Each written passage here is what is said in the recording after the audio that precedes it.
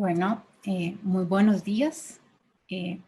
Tengan pues todas las personas que nos acompañan hoy, nuestros amigos y amigas de las redes sociales. Y bueno, estas dos compañeras que tengo acá en esta mañana especial que vamos a compartir. Primeramente, en nombre de la Vicerrectoría de Investigación y el Instituto de Estudios Latinoamericanos de la Universidad Nacional, les damos la cordial bienvenida a este ciclo de mesas redondas, Mujeres en Diálogo, Avances y Retos en Centroamérica.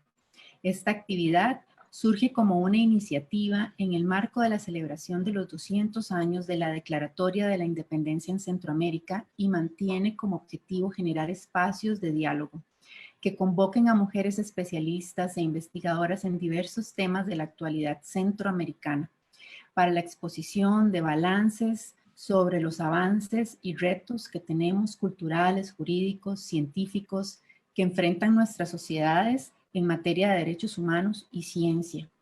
Para ello, a partir de este mes y hasta noviembre, contaremos con expertas de diversas áreas, disciplinas, militantes y reconocidas profesionales, caracterizadas por su rica trayectoria en la construcción del conocimiento y con ello de posicionarnos críticos y críticas dirigidas a pensar y cuestionar las relaciones de poder que legitiman diversas expresiones de desigualdad.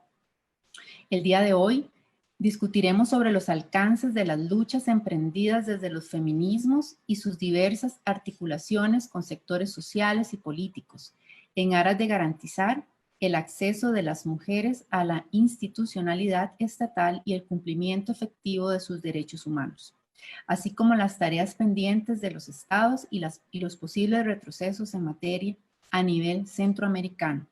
Para ello, me acompañan dos maravillosas mujeres que han contribuido enormemente, no solo en nuestro país, sino en la región centroamericana y en el mundo, en la lucha por la dignidad y los derechos humanos de las mujeres. Me permito presentarlas. Nos acompaña hoy la señora Ana Carcedo Cabañas, máster en estudios de la mujer. Nació en Madrid y vive desde 1975 en Costa Rica. Feminista, activista y académica, presidenta del Centro Feminista de Información y Acción CEFEMINA, ha sido docente en la Maestría en Estudios de la Mujer de la Universidad de Costa Rica y es coordinadora de la Red Feminista Centroamericana contra la Violencia hacia las Mujeres y de su Observatorio Centroamericano para la Erradicación del Femicidio. Desde CEFEMINA ha coordinado el programa Mujer no está sola, basado en los grupos de autoayuda de mujeres que viven violencia. Como activista, ha participado en la redacción y defensa de diversas leyes aprobadas en Costa Rica, entre ellas la Ley de Penalización de la Violencia contra las Mujeres, la primera que en el mundo penaliza el femicidio. Como parte del movimiento feminista está integrada la Comisión para la Prevención del Femicidio, que analiza las muertes violentas de mujeres y genera la información de los informes oficiales sobre femicidio en Costa Rica. Coordina el equipo de investigación de CEFEMINA y ha participado en numerosos estudios realizados para diferentes organismos, incluyendo agencias de Naciones Unidas. Como investigadora, sus campos de interés en la actualidad son la violencia contra las mujeres, especialmente el femicidio, las mujeres en las migraciones y la economía feminista. Bienvenida, Ana. Además, está con nosotras el día de hoy la señora Alda Facio Montejo, quien es jurista y escritora feminista, con un posgrado de jurisprudencia comparada y derecho internacional de la Universidad de Nueva York. Es considerada una experta internacional en asuntos de género y derechos humanos de las mujeres. Como experta, en junio del 2014 fue electa por el Consejo de Derechos Humanos para integrar un mecanismo del Consejo compuesto por 5 escritoras especiales, denominado el Grupo de Trabajo sobre Discriminación contra la Mujer y la Niña. Terminó su mandato en noviembre del 2020. Es fundadora y directora del Instituto de Derechos Humanos de las Mujeres, que por 15 años tuvo su sede en la Universidad de Toronto y hoy ofrece cursos en distintas universidades, incluyendo la Oxford University. Es asesora permanente de HAS, Asociación por lo Justo, una organización de la sociedad civil con sede en Costa Rica, perdón, en Washington, D.C. y México, y es fundadora y presidenta de la Fundación Justicia y Género con sede en Costa Rica, dedicada a apoyar la incorporación de la perspectiva de género en el accionar de los estados, particularmente en los poderes judiciales de América Latina. En el 2005 fue nombrada asesora del secretario general de las Naciones Unidas para su estudio a profundidad de la violencia contra las mujeres y fue una de las redactoras de los primeros borradores de la Convención Belén do Pará, así como de la Declaración de las Naciones Unidas sobre la eliminación de la violencia contra las mujeres. También participó en la redacción del protocolo facultativo de la CEDAW y por más de 35 años ha trabajado para difundir la CEDAW y para que las defensoras la utilicen más como uno de sus instrumentos legales, o como uno de los instrumentos legales más importantes. Desde hace años apoya una iniciativa de mujeres indígenas que surgió en Guatemala, pero que hoy tiene el respaldo de miles de indígenas de todo el mundo para que el Comité de la CEDAW adopte una recomendación general sobre los derechos individuales y colectivos de las mujeres indígenas. En 1997 funda el Caucus de Mujeres por una Justicia de Género en la Corte Penal Internacional, convirtiéndose en su primera directora. Es reconocida mundialmente por sus aportes en la incorporación de la perspectiva de género en la definición de los delitos contra las mujeres a nivel internacional. Alda además ha escrito numerosos libros y artículos sobre derechos humanos y la condición de las mujeres para distintas publicaciones y también ha sido jueza del Juzgado Civil de Goicoechea, donde ha participado como jueza en varios tribunales populares y alrededor del mundo. Muchísimas gracias, bienvenidas a Ana y a Alda. Gracias nuevamente por estar acá con nosotras y bueno, el espacio es para ustedes. Si gusta, empieza usted. Ana, por favor. Perfecto, bueno, pues muchísimas gracias. Muchísimas gracias a Lidela, obviamente, y a ustedes que están en concreto y personalmente promoviendo este tipo de espacios. Y bueno, encantada de encontrarme con Alda. Antes estábamos comentando que hacía tantísimo tiempo que no nos veíamos que, como vos decís, Sharon, ¿verdad? Bueno, por lo menos estas cosas nos están permitiendo unos reencuentros virtuales que antes ni siquiera se nos hubieran ocurrido, ¿verdad? Y que bueno, también están generando cosas muy, muy ricas y muy buenas. Pues el tema de hoy es el acceso a la justicia para las mujeres, ¿verdad? Y lamentablemente lo primero que yo puedo plantear en ese sentido es que el acceso a la justicia de las mujeres es una carrera de obstáculos. O sea, y que empieza desde muy temprano, y empieza desde antes de que necesitemos ese acceso a la justicia. Porque desde antes ya hay obstáculos para que conozcamos nuestros derechos, ya hay desde entonces obstáculos para que nos consideren, o sea, para que en cualquier ámbito, ¿verdad? Culturalmente nos consideren que somos dignas de justicia, ¿verdad? Porque ya el imaginario colectivo es que si pasa algo que violenta nuestros derechos, pues entonces el problema es que hemos hecho algo mal nosotras, ¿no? Que se ejerce violencia contra nosotras, y entonces, bueno, empieza la carrera de obstáculos que también, ¿verdad? O sea, empieza desde que te crean lo que ha pasado, ¿verdad? Hasta que te empiecen a pasar de ser la persona que denuncia o que reclama derechos a ser la persona que está bajo la observación, ¿verdad? Bajo el escrutinio, en vez de ser la persona que comete el delito, si es que existe el delito, o por lo menos la violación de derechos humanos, en vez de ser esa persona, estamos hablando de violencia contra las mujeres y por lo tanto hombres, ¿verdad? En vez de ser este hombre que está violentando nuestros derechos, el que tiene que ser objeto de estudio, de análisis, de investigación, de persecución, etcétera, parece que somos nosotras, ¿no? Y luego cuando ya entramos en el sistema formal de justicia, bueno, yo creo que este año que ha pasado, el 2020, nos deja como muchas lecciones en ese sentido, ¿verdad? Pero a eso quiero volver dentro de un momento, ¿verdad? Es una carrera de obstáculos, las mujeres se agotan. Yo lamentablemente afortunadamente nunca he tenido que recurrir a la justicia por una violación de derechos humanos que haya considerado que es de tal categoría que tengo que acceder a la justicia. Pero sí que he estado en el grupo de autoayuda con muchísimas mujeres y es profundamente desgastante, profundamente desgastante. Sin duda, aquella ley que se aprobó de violencia doméstica sirvió muchísimo para las mujeres. Muchísimas mujeres lograron apoyarse en esa ley para como un recurso más para salir de una situación de violencia, pero de todas maneras, o sea, es lo típico, ¿no? Y eso Alda lo sabe mejor que yo creo, por lo menos que yo, seguro. O sea, que se hace una ley, pero luego la forma en que se aplica en los instrumentos, perdón, en las instancias judiciales, entonces no importa que esté escrita la ley, porque entonces, por ejemplo, y vuelvo a otra cosa en concreto, prohibida no se podía conciliar, porque lo primero que querían hacer era conciliar. Bueno, estaba escrito que no se podía conciliar, daba igual, seguían conciliando en relación de pareja, ¿verdad? Seguían conciliando. ¿Cuándo dejaron de conciliar aquí en los juzgados? ¿Cuándo dejaron de conciliar en violencia de pareja? ¿Cuándo dejaron de conciliar? Cuando a una mujer la mataron después de haber conciliado, después de haberla obligado a conciliar, ¿verdad? Entonces, todo avance es una carrera de obstáculos en los que ha habido avance, y ahora me voy a referir a eso, pero todo avance pasa muchas veces, frecuentemente, por el cuerpo de las mujeres y sobre todo por la vida, por la muerte de las mujeres. O sea, ha habido avances que hemos tenido que reclamar simplemente porque ha matado a una mujer en estas circunstancias, y esto no se puede volver a repetir. Pero ya la han matado, ¿verdad? Ya la han matado. Entonces, esto de que el acceso a la justicia esté tachonada, sea un camino que esté empavado de muertes de mujeres, es una cosa que debería por lo menos a quienes administran justicia, lo deberían de tener colgado delante para acordarse de eso permanentemente. Yo no soy como catastrofista y que niego las cosas que se han hecho. Pues se han hecho esfuerzos, se han hecho muchísimos esfuerzos. Y conozco mejor los de Costa Rica y los de Centroamérica que el resto de América Latina, que también conozco algo, pero sobre todo.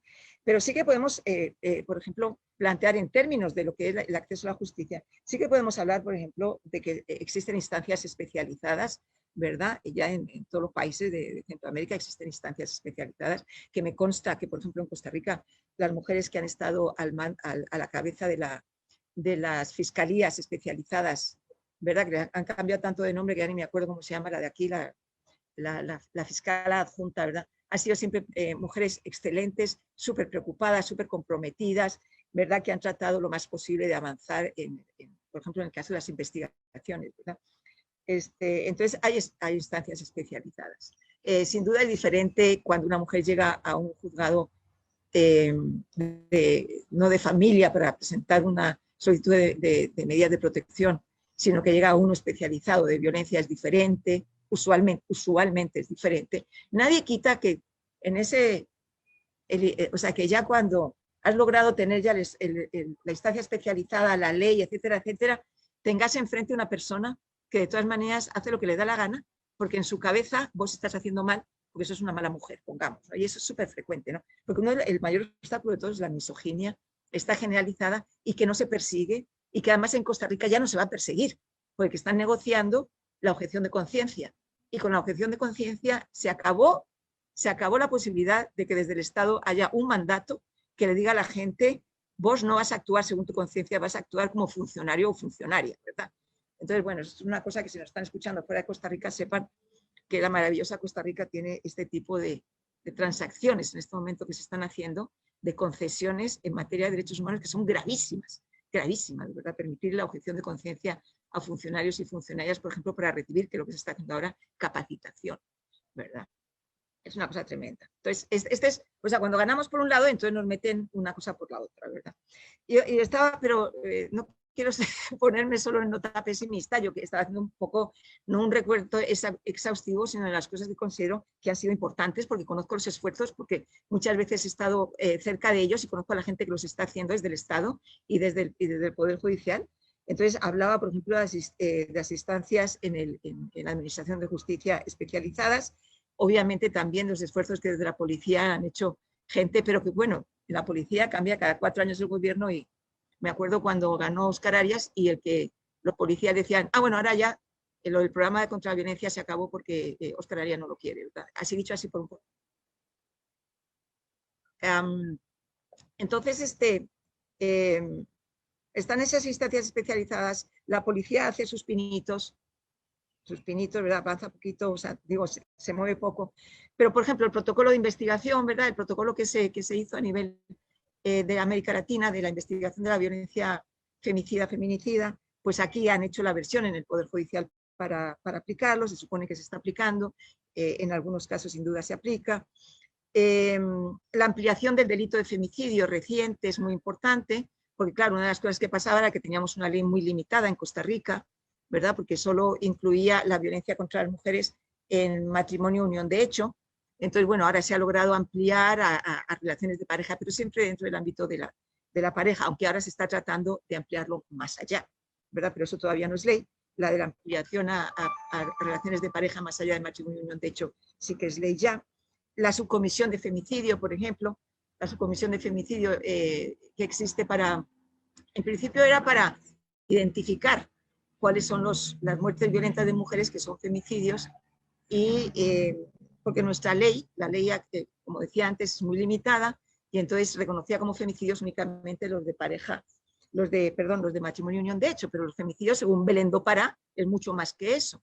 Entonces logramos conseguir una subcomisión de femicidio, que es una subcomisión del Plan OVI, del Plan Nacional de Violencia, que ahí sí que nos agarramos, yo formo parte de esa subcomisión, nos agarramos de Belén do Pará, no de la ley, y lo que no entra en la ley le llamamos femicidio Belén do Pará, para que quede claro que no, además la ley no lo cubre todo, ¿verdad? Y ya pasado un poco la etapa esta de identificar cuáles son los femicidios y cuáles no, estamos en la tarea ya de la prevención, de conocer mejor para ver si podemos prevenir, ¿verdad? Podemos hablar también de los CLAIS.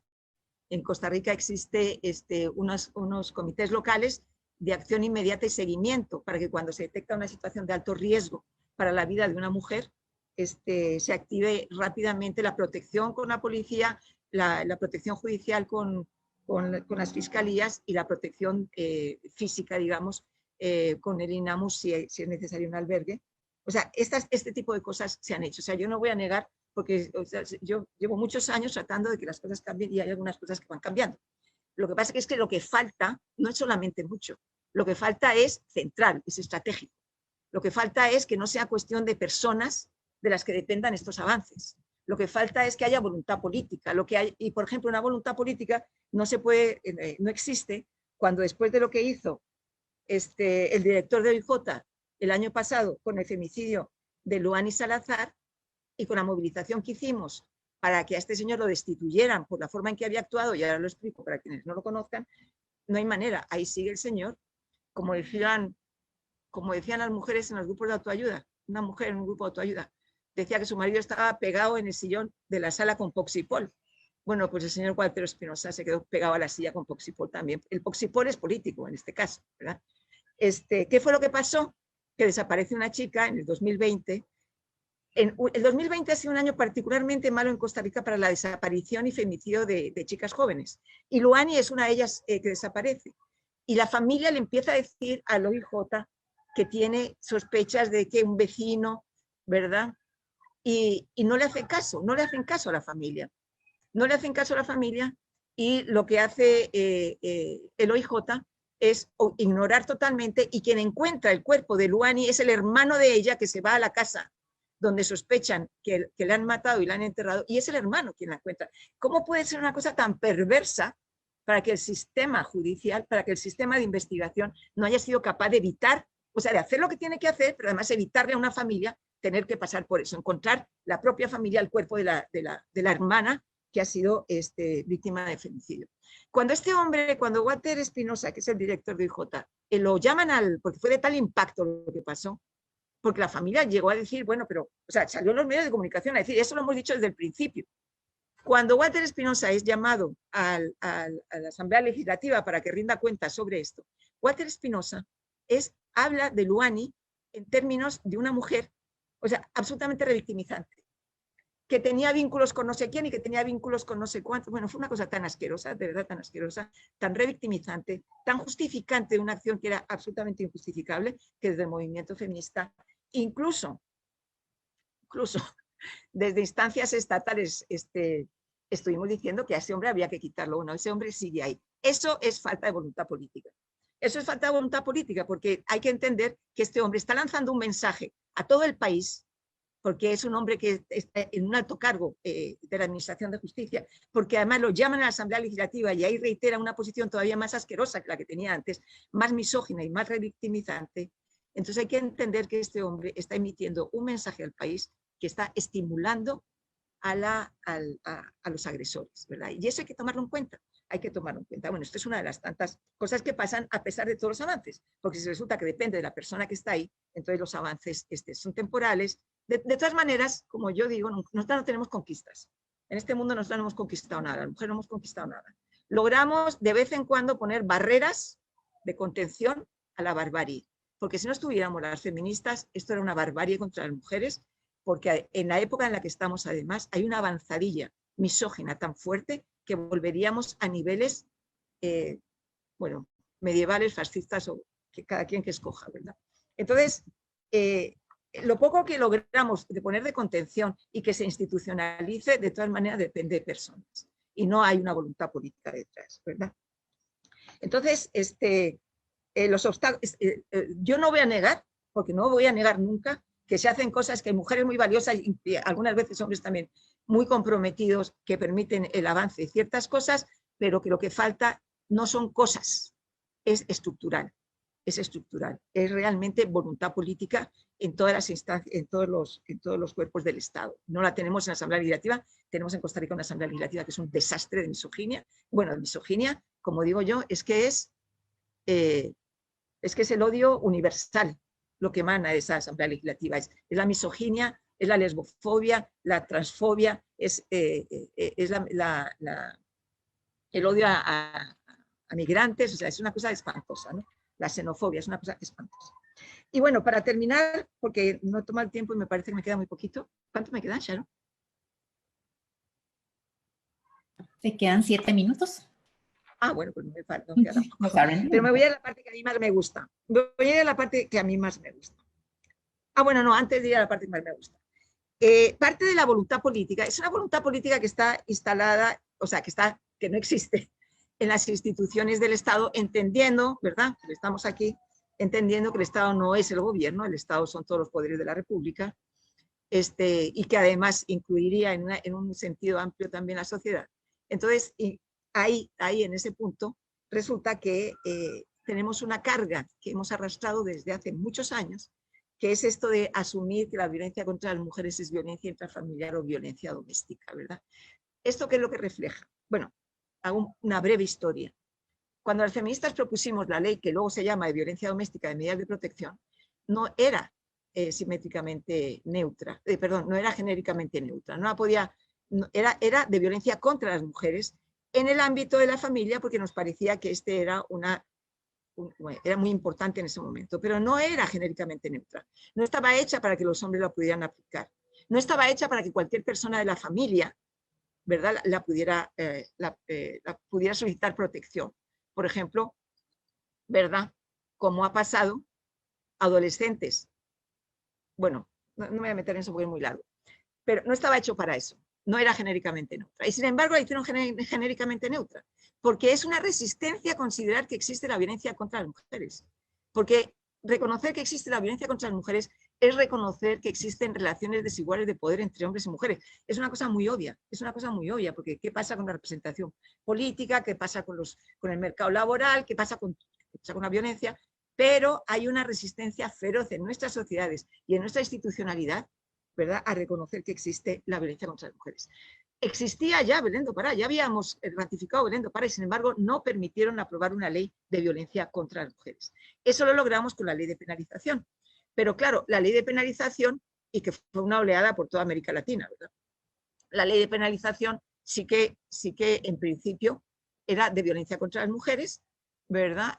Lo sigue siendo, de violencia contra las mujeres, pero tiene los defectos que ya le hemos dicho, ¿no? Un ámbito muy limitado. Entonces, estos tantos años, porque se cumplieron, Alda, Belén do Pará, 2004. 2004 Belén do Pará, 2005 la ratifica Costa Rica. ¿La verdad? No, 2004, no, el Belén do Pará es del 94. ¿Perdón? Del 94. Perdón, 94, sí, pues ya llevamos más de 20 años, sí, en 94. 94 se aprueba la convención y 95 la ratifica Costa Rica. Y a partir de ahí nosotras metemos la ley de violencia doméstica.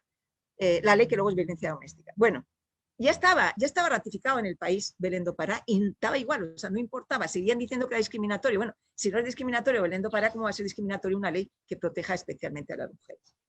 Bueno, fue muy fuerte. Esa resistencia esa resistencia es la forma política que toma la falta de voluntad política, ¿verdad? Porque están sacando continuamente, es que se discrimina a los hombres, es que, ¿verdad? Porque que las mujeres también maltratan, todo ese tipo de dichos, en realidad lo que buscan es negar la existencia de relaciones desiguales de poder entre hombres y mujeres y que por lo tanto la violencia contra las mujeres existe, que es direccional, que no se puede hacer simétrica, que no se puede comparar la violencia que ejerce la persona que está en el poder sobre la persona que está en posición de subordinada, porque esa es sistémica y por lo tanto no es de extrañar que sea masiva, como pasa con la violencia contra las mujeres, no se puede comparar con la violencia eventual que una mujer ejerza contra un hombre porque la ejerce desde una posición de subordinación. Es lo mismo de considerar que la violencia de una persona adulta contra un niño es lo mismo que la violencia, la patada en el tobillo que le da el niño a esa persona adulta que le pega un bofetón que lo tiró al suelo, ¿verdad? Es lo mismo. Pero bueno, en el caso de las mujeres, la misoginia es feroz, ¿no? Y ahora sí, o sea, quería decir esto porque la resistencia a considerar, aceptar que existe la violencia contra las mujeres nos ha pesado en todo y nos sigue pesando porque estos avances que yo digo que se han estado haciendo con relación a la violencia contra las mujeres están prácticamente que todos circunscritos a la violencia de pareja. Fuera de la violencia de pareja, poquito, ¿verdad? Porque sigue metido en la cabeza que la violencia contra las mujeres es violencia de pareja, porque ahí es fácil simetrizar y decir así, claro, pero es que, ¿verdad? Y en algunos lugares los administradores de justicia han hablado de violencia simétrica, ¿verdad? Entonces, esto nos ha pesado tremendamente, ha hecho que la mayor parte de las respuestas, no solamente en Costa Rica, sino en todo el continente, estén dirigidas a la violencia de pareja. Pero resulta que vivimos en un continente, y en particular en Centroamérica, en una región que cada vez más los escenarios de la violencia femicida son diferentes a los de pareja. O sea, nosotros ya analizamos en la Red Feminista Centroamericana, hicimos un análisis del femicidio en Centroamérica a principio de siglo y comprobamos que había un ascenso de las muertes violentas de mujeres que crecían en algunos países más rápido que las muertes violentas de hombres, que había una escalada de femicidios también y que esa escalada se debía fundamentalmente a la presencia de otros escenarios de violencia femicida que no eran los de pareja, ¿verdad? Entonces, por ejemplo, los CLAIs, cuando hay por medio el narco, no sirven, porque una mujer no se va a ir a denunciar al narco porque ya tiene al marido que es narco, al enemigo del marido que es narco, a la policía que los persigue a todos y que además puede considerar que ella es también narca. O sea, no sirven, o sea, están diseñadas para una expresión de violencia contra las mujeres que es solo una. Pero bueno, las mujeres no vivimos solamente la violencia de pareja, ¿verdad?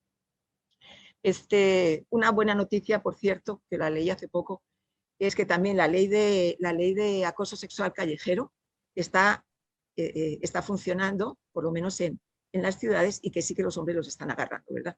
Pero esperemos ahora a la reacción a este pequeño avance, porque va a haber reacción y alguien meterá un salacuartazo y lo parará, y etcétera, etcétera, ¿no? Porque esas son las reacciones que estamos continuamente encontrando. Pero bueno, la falta de voluntad política para reconocer que existe la violencia contra las mujeres y que se refleja en esto de que sea solo violencia intrafamiliar, violencia doméstica, y que por lo tanto las respuestas no sean las adecuadas para otros ámbitos.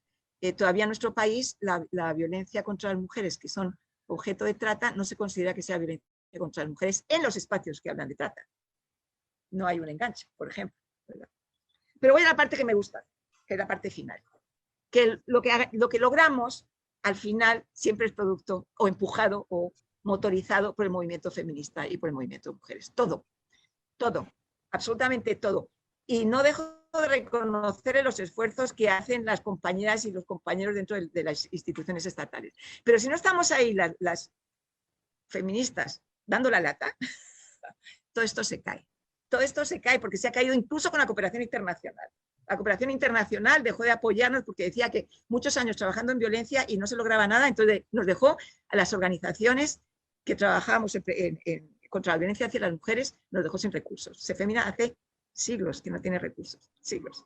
No sé ni cómo sobrevivimos, ¿verdad? Hasta la cooperación, que se supone que es más sensible, no digamos ya las instituciones estatales, ¿no? Si no estamos ahí, ¿quién ha logrado la ampliación del tipo penal de femicidio ahora? Eso lo han logrado entre la nueva oleada de chicas jóvenes, feministas, que han agarrado la bandera, afortunadamente, de la violencia contra las mujeres y el femicidio. Afortunadamente, porque algunas estamos un poquito ya cansadas, ¿verdad? Ahora les voy a contar una anécdota muy divertida. Ellas y las familias de las mujeres que han sido asesinadas son las que han hecho tanta presión a todos los niveles, pero sobre todo mediáticos también, ¿verdad? Porque bueno, además la característica de la gente joven es muy mediática, ¿no? Es que es muy mediática. Han hecho tanta presión que al final una asamblea legislativa tan reaccionaria como la que tenemos ha sido capaz de aprobar súper rápido una ampliación del delito de femicidio que incluye no solamente al matrimonio unión de hecho. Todavía nos falta mucho porque el femicidio de Luani no va a entrar como femicidio hasta que no, y además no va a entrar, porque sería retroactivo, ¿verdad? Pero bueno. La parte bonita quiere decir que tenemos una trayectoria donde llevamos algunas viejas como nosotras, como Alda y yo, que llevamos unos cuantos añitos aquí pedaleando, ¿verdad?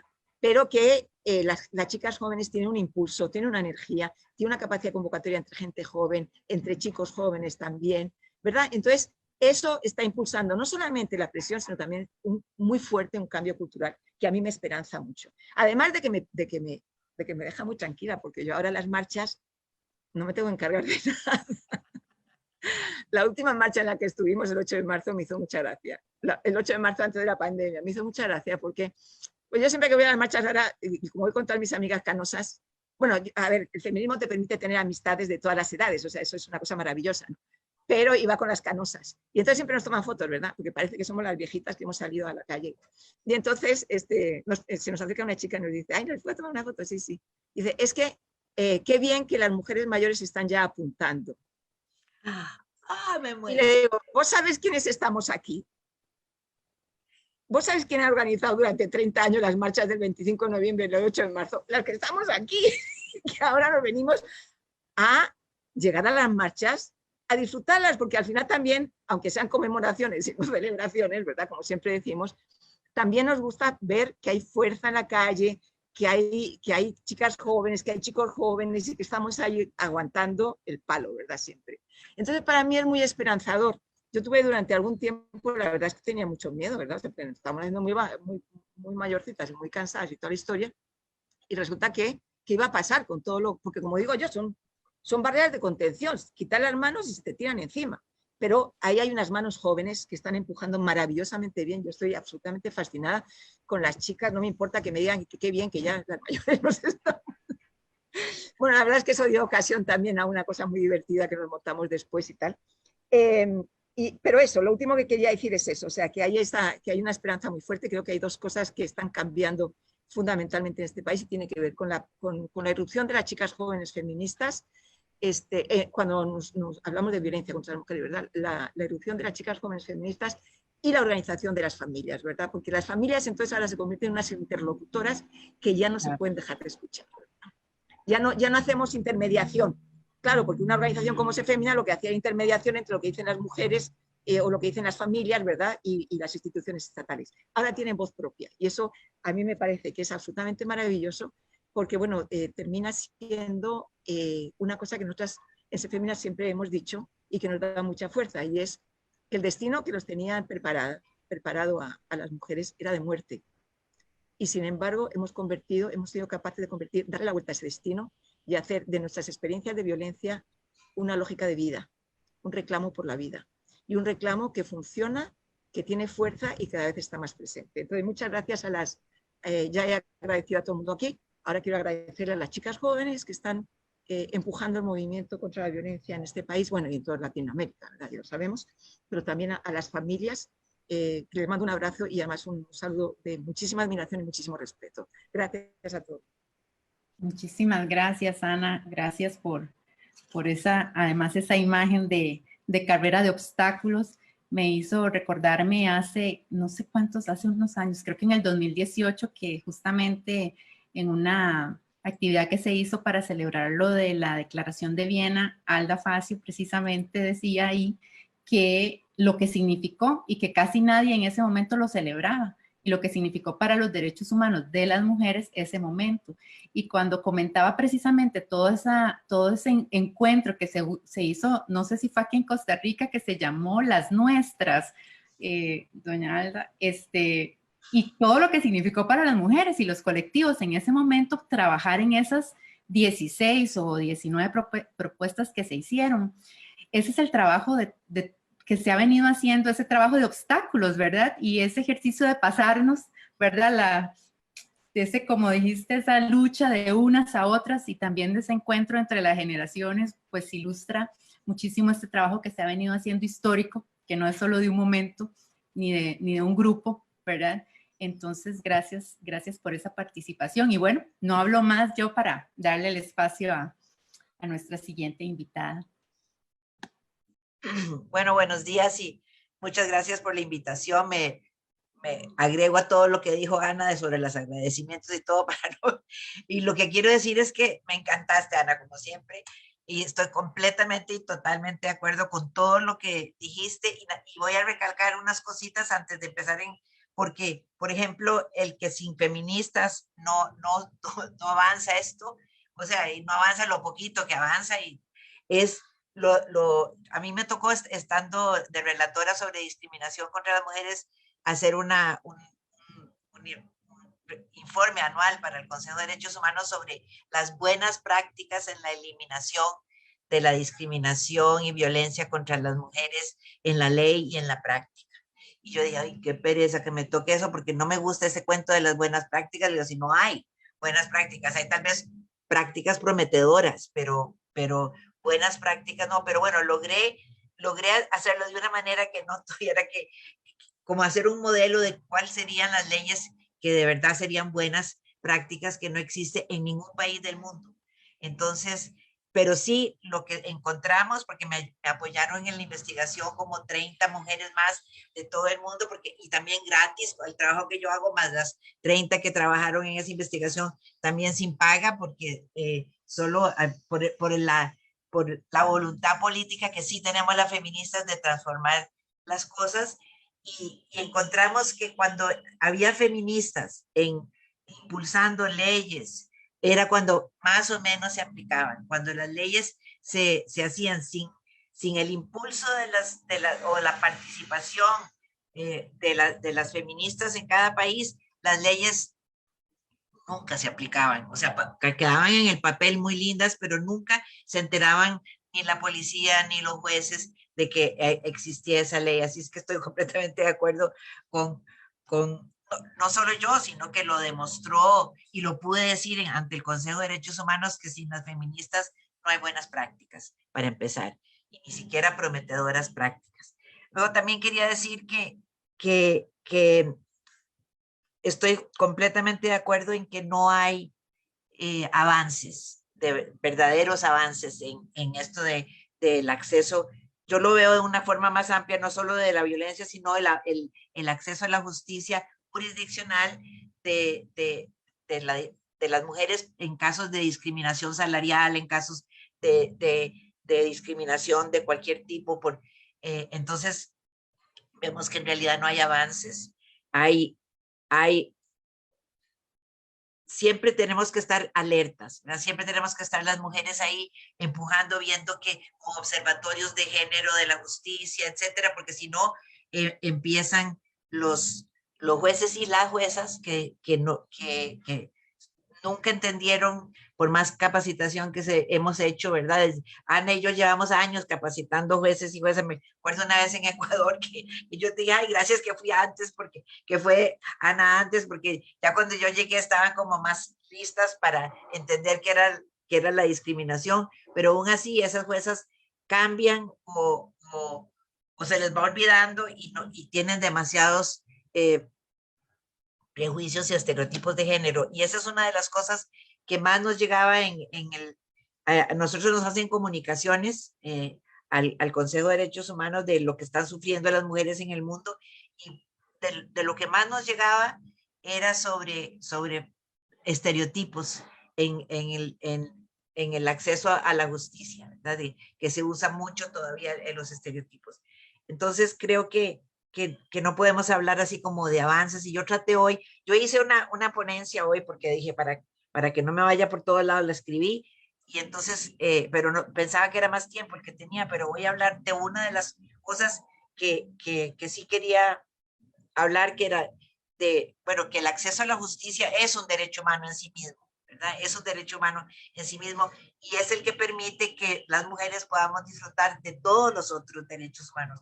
Si no tenemos acceso a la justicia, no podemos reclamar los derechos que tenemos. Por ejemplo, en estos momentos que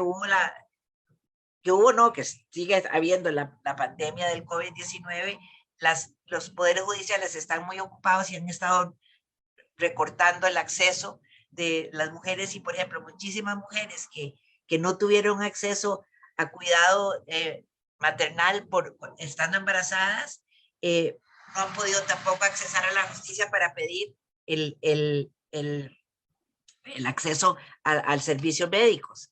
Entonces, vemos que también ahí se nos va restringiendo con cualquier crisis, cualquier pandemia, cualquier terremoto, que se cae el edificio, se hacen otras cosas, pero para las mujeres ustedes espérense.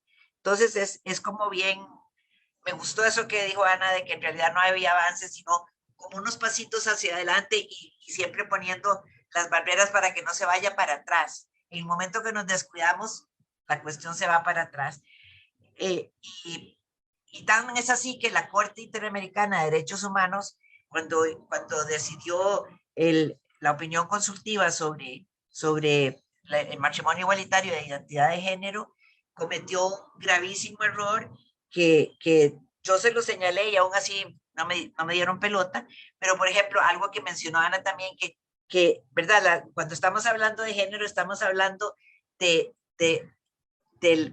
las características, los roles, los valores que le damos a hombres y mujeres que resultan en relaciones desiguales de poder, ¿verdad? Eso es lo más importante. Esa es la cuestión más importante, las relaciones desiguales de poder. Pues los invito y las invito a que vayan a ver cómo definen género en esa opinión consultiva y quitaron esa clausulita, la última. Nada más dice las características, valores y la que se le hacen a hombres y mujeres.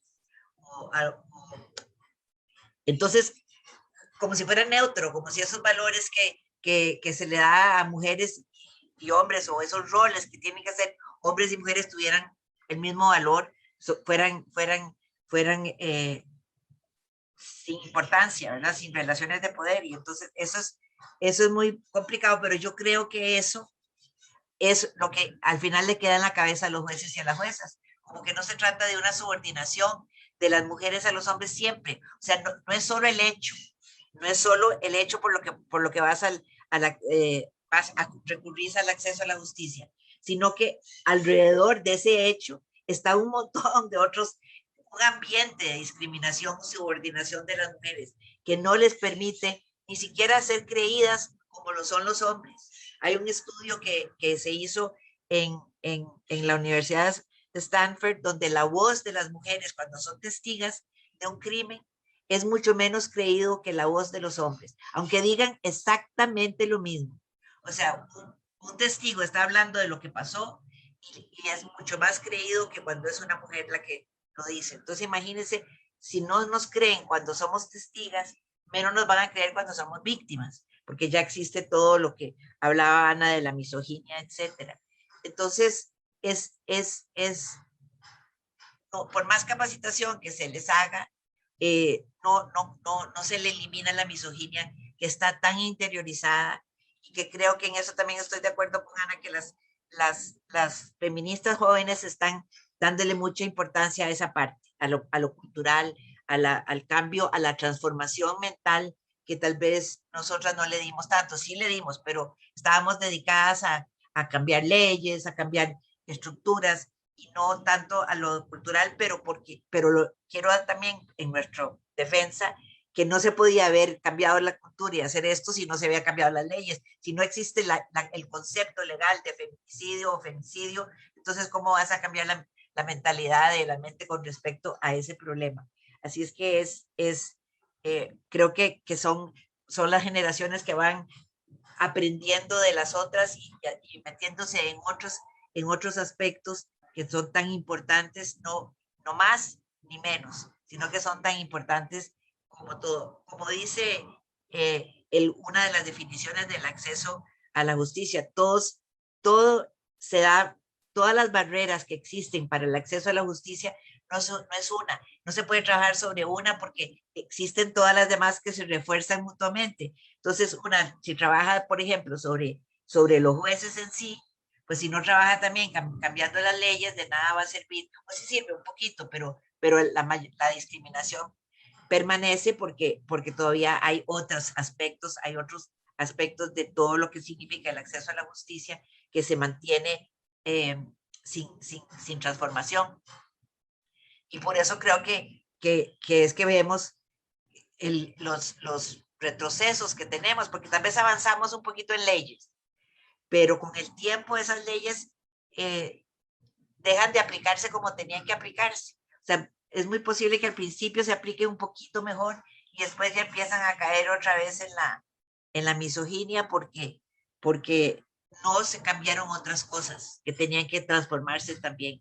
Entonces es un trabajo que me da risa de Ana, porque yo también hace tiempos que yo dejé de ir a marchas, porque ya el ir a una marcha me cuesta 3 días de recuperación, ¿verdad?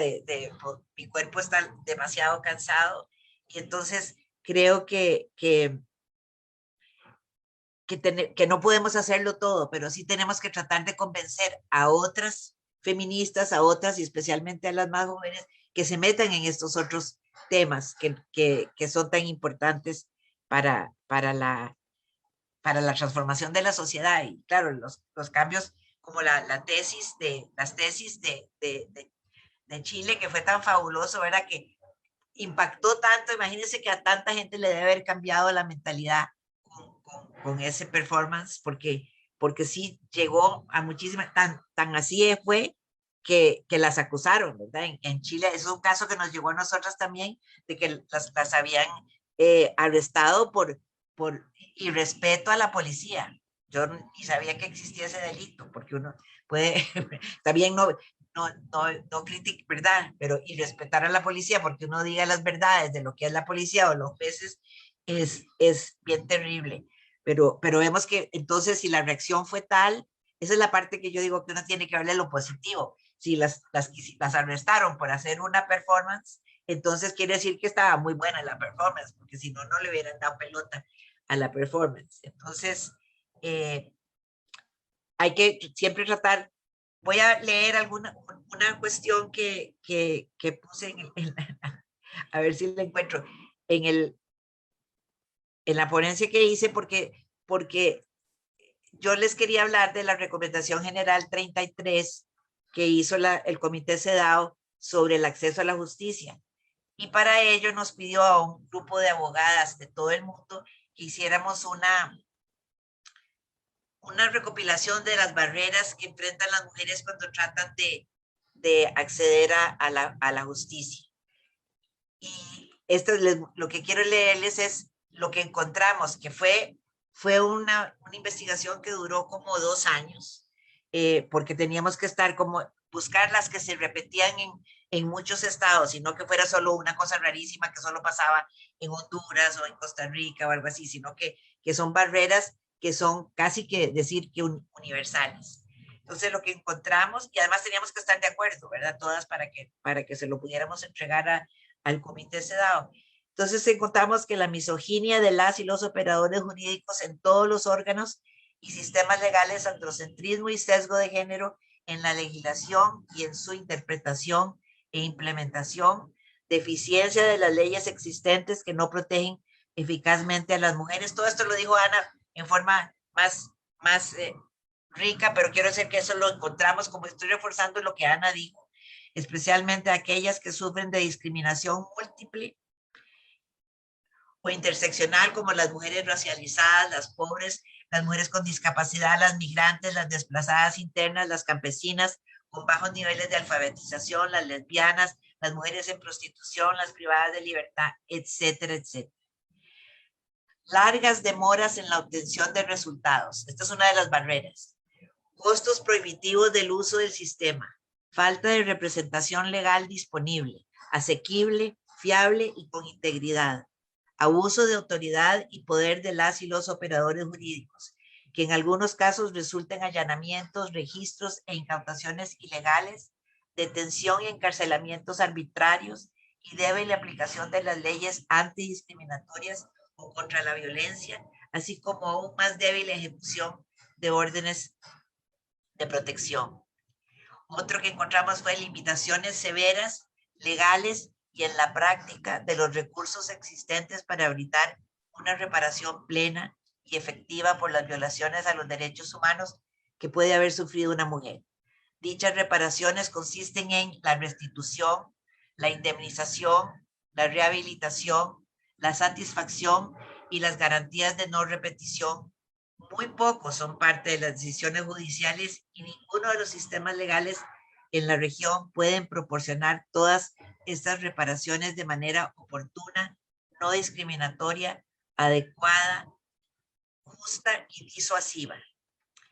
Otro que encontramos fue falta de protección preventiva y de facto, particularmente para las mujeres víctimas de diferentes formas de violencia machista y defensoras de derechos humanos, especialmente las defensoras de tierra y territorio y de los bienes naturales. Falta de información adecuada sobre lo que supone debe existir en virtud de la ley, lo que realmente existe o sucede en la práctica y el limitado conocimiento de sus derechos, especialmente de las mujeres más discriminadas. Falta de sistemas de asistencia jurídica adecuados, gratuitos y sensibles al género. Esto sí que es algo que de verdad impide a la mayoría de las mujeres, y no solo a las pobres, sino a la mayoría de las mujeres a recurrir a los tribunales, porque no tienen independencia económica, no tienen plata para pagarle a un abogado, y cada vez los abogados están más caros, o si recurren a estudiantes de derecho, pues muy pocas veces los estudiantes de derecho pueden hacer una defensa como lo puede hacer un abogado que ya con experiencia. Y después también encontramos la limitada participación de organizaciones de mujeres en la elaboración de las leyes o jurisprudencia que las afectará directamente y menos aún en el monitoreo de su implementación. O sea que muchísimas leyes que digamos que son pensando en las mujeres, como no hay una participación activa de las mujeres, no se les pregunta en los congresos que por qué han puesto, digamos, en el borrador, por qué han puesto esto, por qué han puesto el otro. Entonces, las leyes, lo que nos contaba también Ana, le van cambiando el nombre, les van quitando cosas, ¿no? ¿Esto para qué? Y resulta que entonces salen unas leyes que son casi imposibles de implementar. Desconocimiento por parte de las mujeres de las obligaciones jurídicas internacionales del Estado, lo que no les permite ni monitorearlos correctamente, ni exigirles que cumplan con sus obligaciones internacionales. Y esto me encantó, que podían recurrir a Belén do Pará cuando la ley, por ejemplo, en Costa Rica, que estaba contando Ana, que recurrían a Belén do Pará cuando la ley no decía, no servía para el caso. Es muy importante porque en nuestros sistemas, en Centroamérica toda, la ley internacional es de inmediato cumplimiento después de que se ratifica. Entonces no hay que esperarse a que se haga una ley doméstica para que se aplique. Se puede aplicar inmediatamente. Y esto casi no lo conoce nadie. Yo he tenido que hablar muchísimo con jueces y juezas para explicarles que sí pueden citar a Belén do Pará, sí pueden citar a la CEDAW y otras leyes internacionales, aunque no haya nada de una legislación nacional que hable al respecto. Después también hay un número excesivo de leyes que además se contradicen entre sí, ¿verdad? A veces en uno de los países que visité como relatora, no me acuerdo cuál de todos, pero tenían 7 leyes de violencia contra las mujeres. Entonces los pobres, ahí sí que los mismos jueces no sabían cuál era lo que aplicaba, porque yo me las leí y no entendía cuántas es que se aplica una, cuántas otra. Y yo creo que lo hacen muchos en el Congreso, lo hacen por ignorancia, pero también precisamente para eso, para complicar la cuestión y que no se pueda implementar correctamente. Procedimientos legales demasiado formales, caros y en un lenguaje poco accesible. El lenguaje jurídico es un lenguaje muy que solo entienden los abogados y los que trabajan mucho en el tema, pero si no, es como que no se puede entender. Y eso es algo que hay que también luchar en contra de eso y ver cómo se puede hacer un lenguaje más accesible para todas las personas. Y no utilización del sistema legal debido a desconocimiento de cómo funciona o por razones económicas, geográficas, lingüísticas, culturales, por miedo o por una sensación de inutilidad de propósito.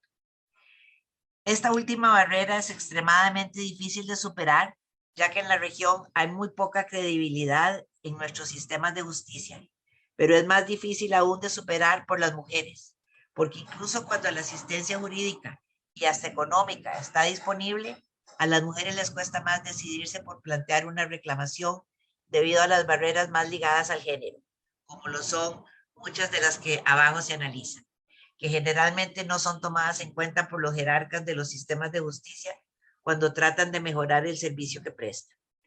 Los siguientes son ejemplos más específicos de las barreras para el acceso a la justicia de las mujeres. Entonces hice ahí un listado de las barreras dependiendo del componente, si es en la ley misma, si es en la implementación o en la interpretación por jueces y juezas o hasta por la policía de lo que es la ley, y si es también en lo que se cree que dice la ley aunque no lo diga. Y en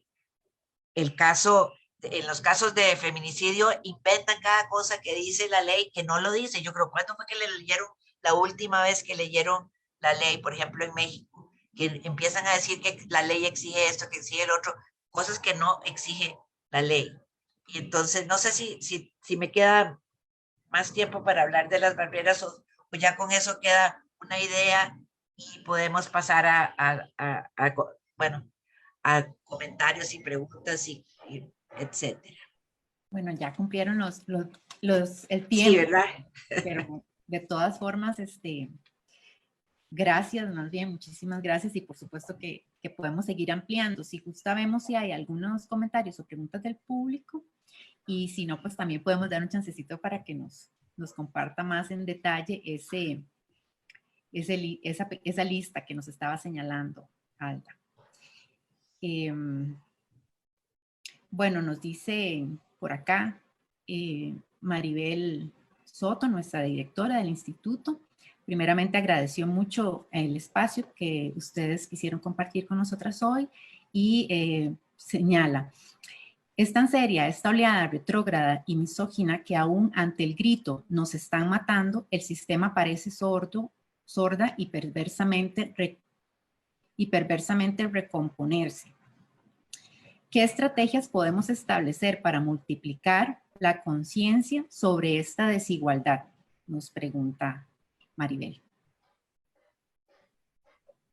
Yo lo que digo es que no es una estrategia. Lo que hemos venido hablando tanto Ana como yo es que no hay una estrategia para acabar con este retroceso, con la misoginia que se está ampliando. Yo creo que son muchas estrategias las que tenemos que desarrollar, y por eso tenemos que, tal vez la que uno podría decir, la estrategia es unirnos más las mujeres y las feministas, aliarnos más, que no tenemos que gustarnos, pero sí por lo menos ser aliadas en una estrategia para incorporar la perspectiva feminista en todo el quehacer del Estado, y especialmente hoy que estamos hablando del acceso a la justicia, en el acceso a la justicia, porque con una sola estrategia no puede, nadie puede hacer la capacitación y también el cambio de las leyes y también la educación popular a las mujeres para que sepan cuáles son sus derechos. Y eso es importantísimo, porque si las mujeres no conocen sus derechos o le tienen miedo al Poder Judicial, con razón, pero le tienen miedo, entonces pues no va a servir tener unas leyes magníficas si las mujeres ni siquiera se acercan a los sistemas de acceso a la justicia. Entonces creo que una estrategia que se me ocurre así muy importante es aprender a hacer alianzas más fuertes con otros grupos sociales que no son solo las feministas, pero dentro de feministas también, pero con otros grupos sociales que también están luchando por erradicar la corrupción, que es enorme en los poderes judiciales, ¿verdad? Que la debilidad de los poderes judiciales en muchos países y la falta de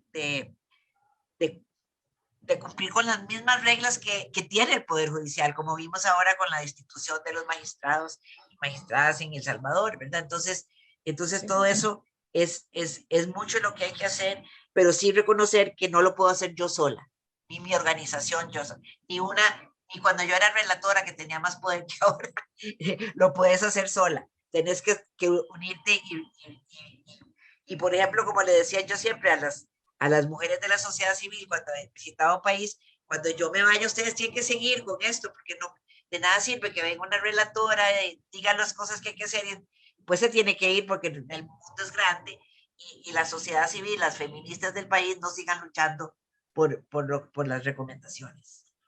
Ana. Sí, sí, totalmente de acuerdo, Alda, pero además yo plantearía que esas alianzas en alguna manera... A ver, yo plantearía una cosa que como está como medio implícita, pero también es complementaria, y es que en realidad hay que pensar en el país, en el mundo, en la humanidad. O sea, no solamente, ¿verdad?, pensar que tenemos problemas en tal aspecto, en tal aspecto, en tal aspecto. Hay que pensar más sistémicamente, me parece a mí, ¿verdad? Porque al final de los finales, o sea, yo recuerdo, por ejemplo, cuando, como nosotros tenemos tantos años, pues Alda, vos también debes de recordar, cuando los feministas, se hablaba de feminist issues. Sí. O sea, en el movimiento feminista anglosajón se hablaba de feminist issues, como que hubiera algunos temas que eran feministas y el resto no. A Sefemina le quitaron el título de feminista unas feministas alemanas porque hablábamos de salud comunitaria, por ejemplo.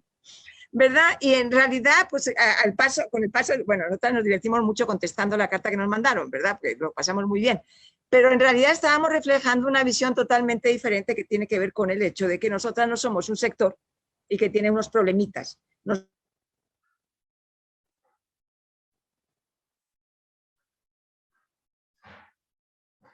Sí que sin duda tenemos ciertos aspectos en común sobre visiones de mundo que son alternativos, diferentes, sustitutivos o como queramos decir de lo que existe en este momento. Nosotros vivimos en sociedades que son absolutamente infuncionales, disfuncionales. ¿Qué familias disfuncionales? Ni que nada. Son las sociedades las que son disfuncionales. Son sociedades que no permiten que la gente se alimente, que no permite que se respeten los derechos humanos, aunque haya declaratoria de que el Estado es responsable de eso. O sea, son sociedades en las cuales tenemos que pensar en conjunto, o sea, sobre el conjunto de la sociedad y no solamente sobre los feminist issues, ¿verdad? Y eso, entonces, digo que está vinculado y complementado. Eso te obliga a alianzas. Alianzas entre feministas, entre mujeres que no son feministas, con las que sí que somos feministas, con otros sectores sociales, aunque aquí hay que decir una cosa, y hay que decirlo aquí en público, porque yo nunca dejo de decirlo. Lo cierto es que las feministas, o muchas de las feministas, o por lo menos las viejas feministas, nos hemos apuntado a todas las peleas que han dado todos los sectores sociales.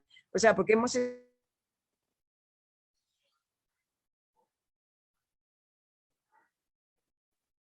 reclamando derechos y denunciando violencia, hemos estado con los sindicatos defendiendo el ataque, bueno, ahora el empleo público y contra todos los ataques en este país, por ejemplo, que están tratando de eliminar la convención colectiva. Hemos estado con todo el mundo, o sea, cada vez que hay un problema, las feministas nos sumamos, pero cuando nos salimos nosotras a defender derechos de las mujeres nos quedamos solas. Ah, bueno, con todo el movimiento gay, pero cuando salimos nosotras a decir no desigualdad, igualdad.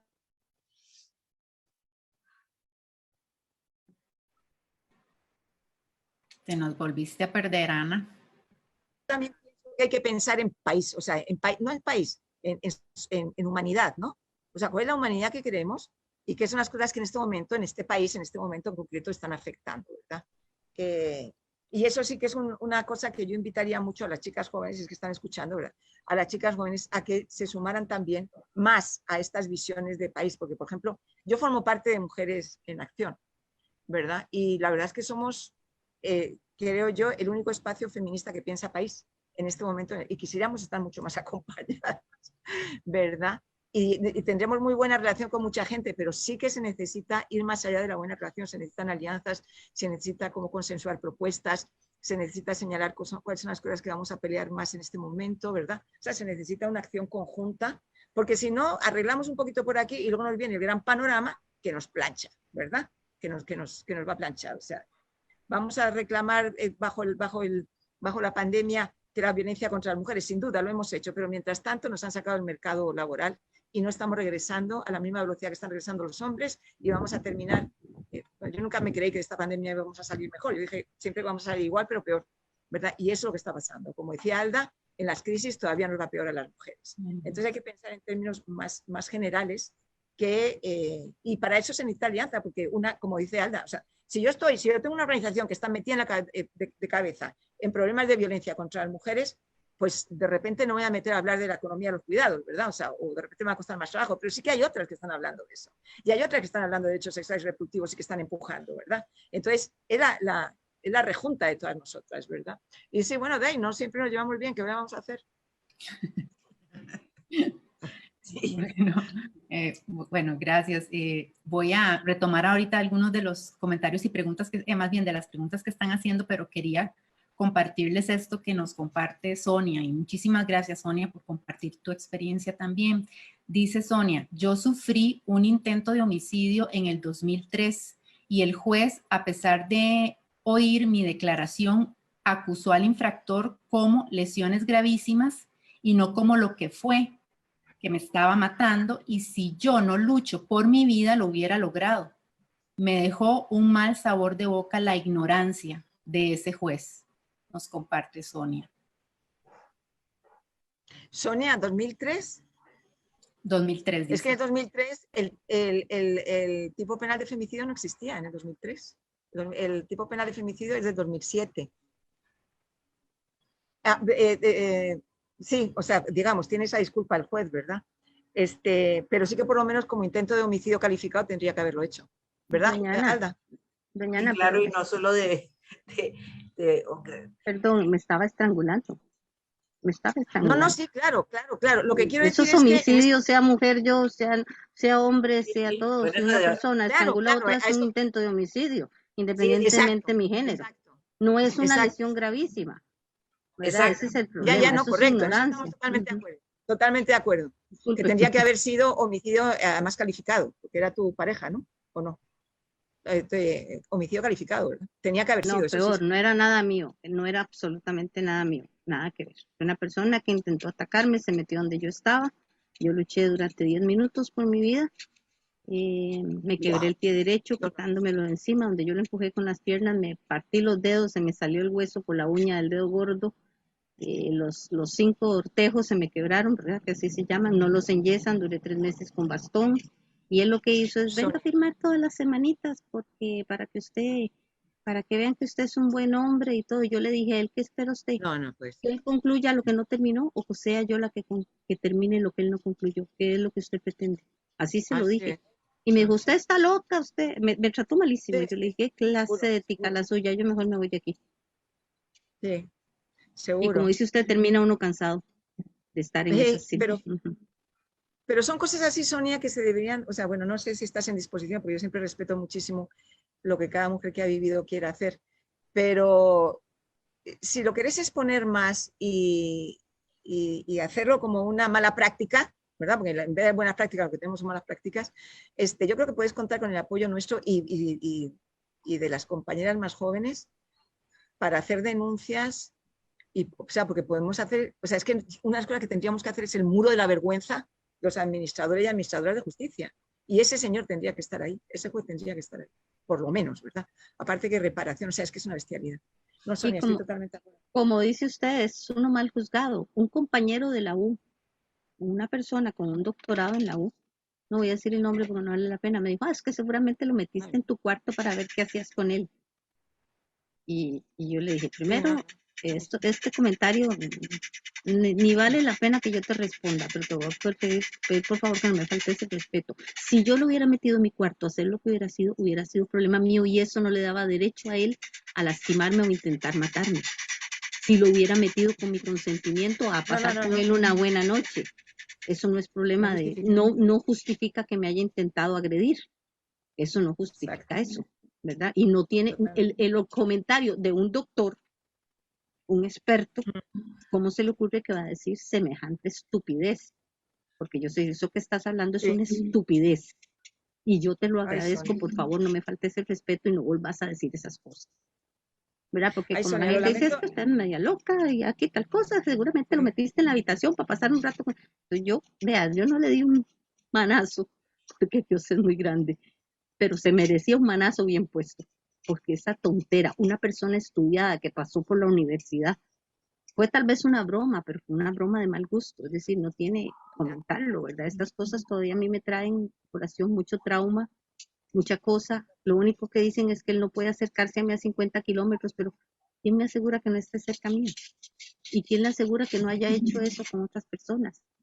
Eso no limita nada. Hasta que un juez o una persona no ponga una buena pena, quizás esto pare.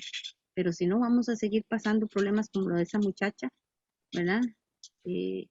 Como todas las que están, ¿verdad? Y las que van a seguir pasando, por desgracia.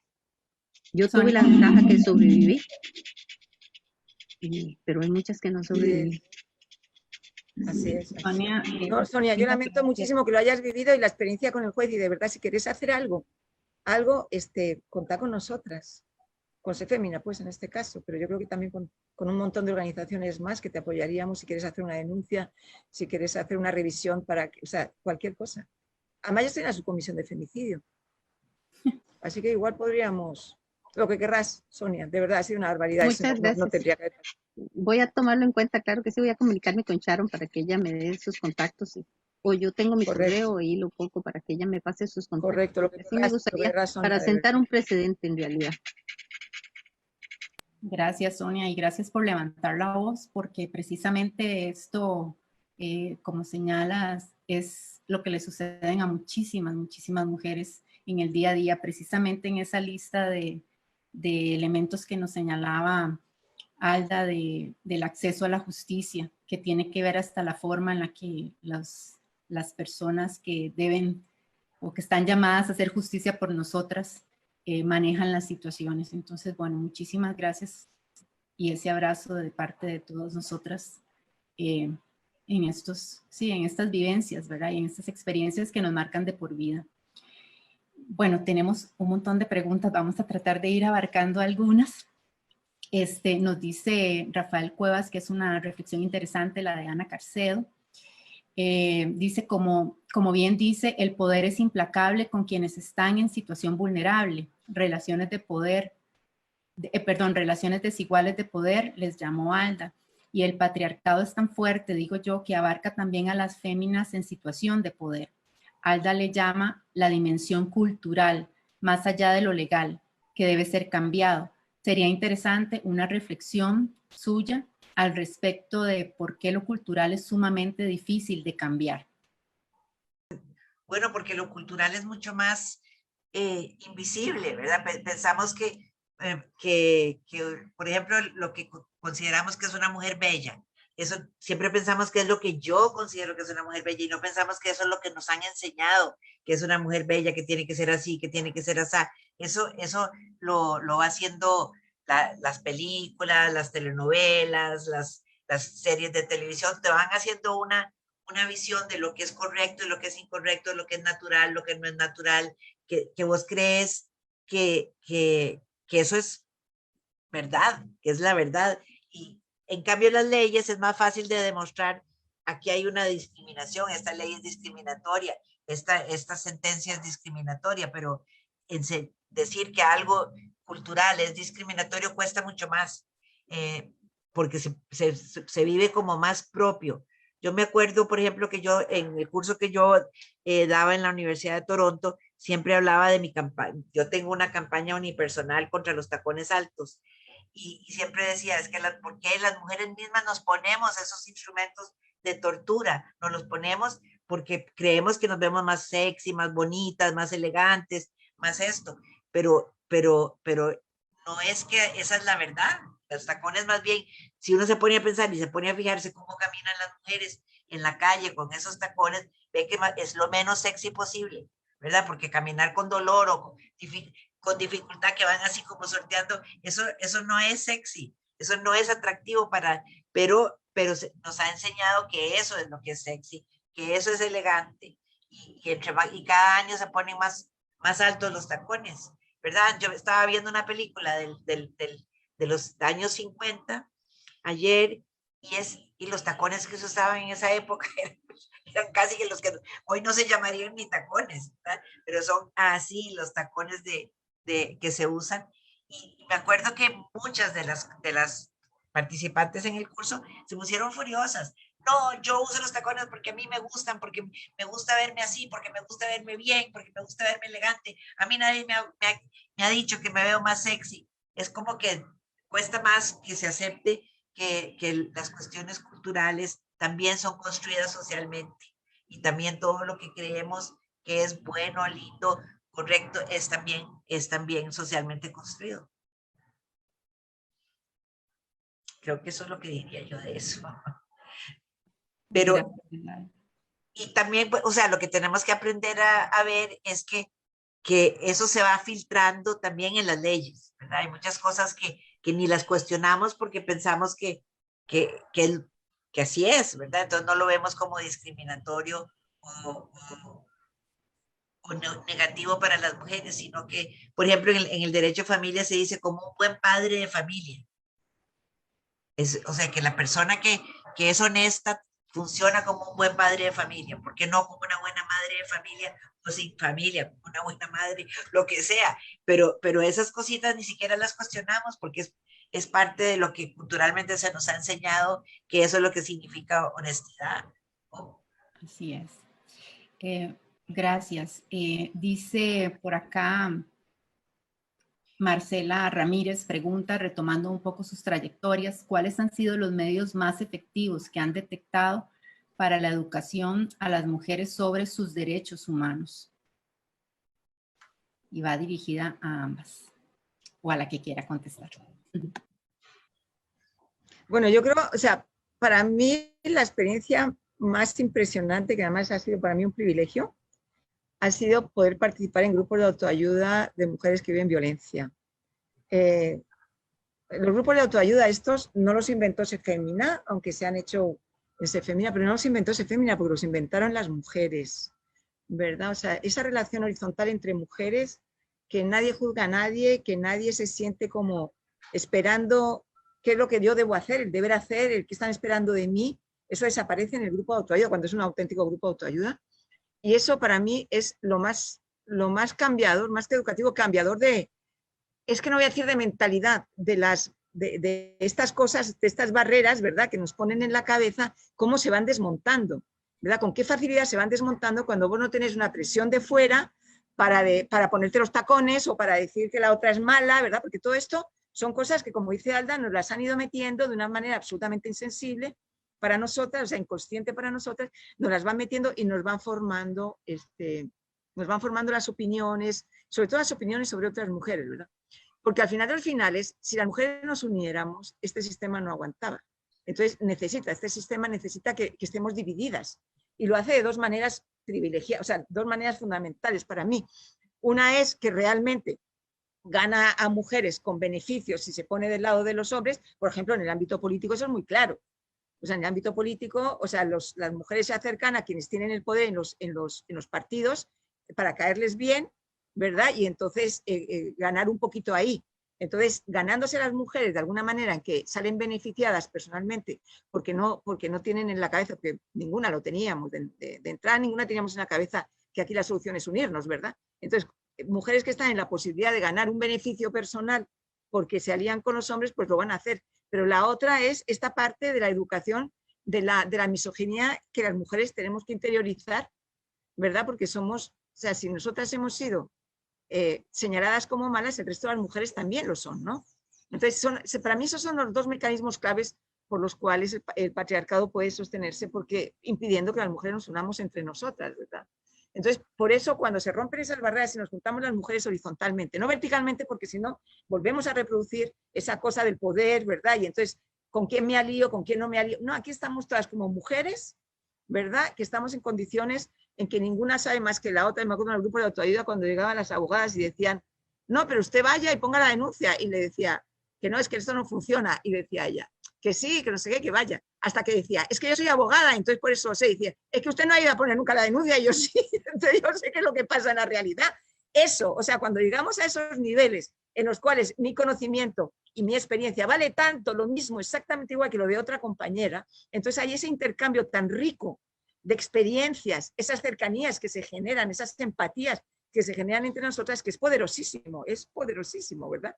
Entonces, para mí lo más es que yo no digo educativo, porque es que hasta educativo me parece un poquito ofensivo, porque parece que alguien sabe y otra gente aprende. No fue educativo, o sea, fue fortalecedor para todas, incluyéndome a mí, ¿verdad? Que yo de privilegiada caí en medio de uno de esos grupos y que lo único que hice fue garantizar que siguieran existiendo. O sea, mi único mérito en los grupos de autoayuda es garantizar que siguieran existiendo. Y ahí a mí me sirvió muchísimo para mi vida en tantísimos aspectos, pero en tantísimos aspectos, ¿verdad? Que bueno, sería, algún día voy a escribir todas las cosas que he aprendido yo en los grupos de autoayuda. Entonces, para mí eso es fundamental. Entonces, cuando nos juntamos con mujeres, y decía una compañera aquí, las mujeres en comunidades rurales, cuando nos juntamos con ellas, no para que yo llevo la lección, no porque yo llevo una lección para que vos aprendáis, sino que estamos viviendo, cómo lo estamos viviendo, qué pensamos, qué podríamos hacer, qué es lo que nos molesta, qué queremos cambiar. Eso es poderosísimo, mucho más poderoso que un cursito de género, al cual Sefemina nunca ha accedido a dar, por cierto. Bueno, yo lo mismo que los aprendizajes que vos tuviste en los grupos de autoayuda, yo los he tenido en los cursos de derechos humanos de las mujeres, porque nosotros tratamos de hacer una cuestión súper horizontal, donde no hay nadie que sepa más, o sea, sino que la experiencia, ¿quién más experta en violencia que la persona que lo ha vivido, verdad? Entonces, cuenta y entre todas tratamos de encontrar una solución al problema. Y hay algunas que saben más. Yo sí creo que sí hay algunas que saben más de una cosa y otras que saben más de otra. Y por eso estar juntas, aprendemos todas de todas. Es un aprendizaje que nosotros llamamos en el curso aprendizaje horizontal. Y creo que sin negar que hay unas que, digamos, la abogada va a saber más de leyes y la otra que es médica sabe más de medicina y la otra que es campesina sabe más de cómo de las hierbas que se pueden usar para todo, pero todas, el conocimiento de todas es importante, aunque sea específico para una cosa.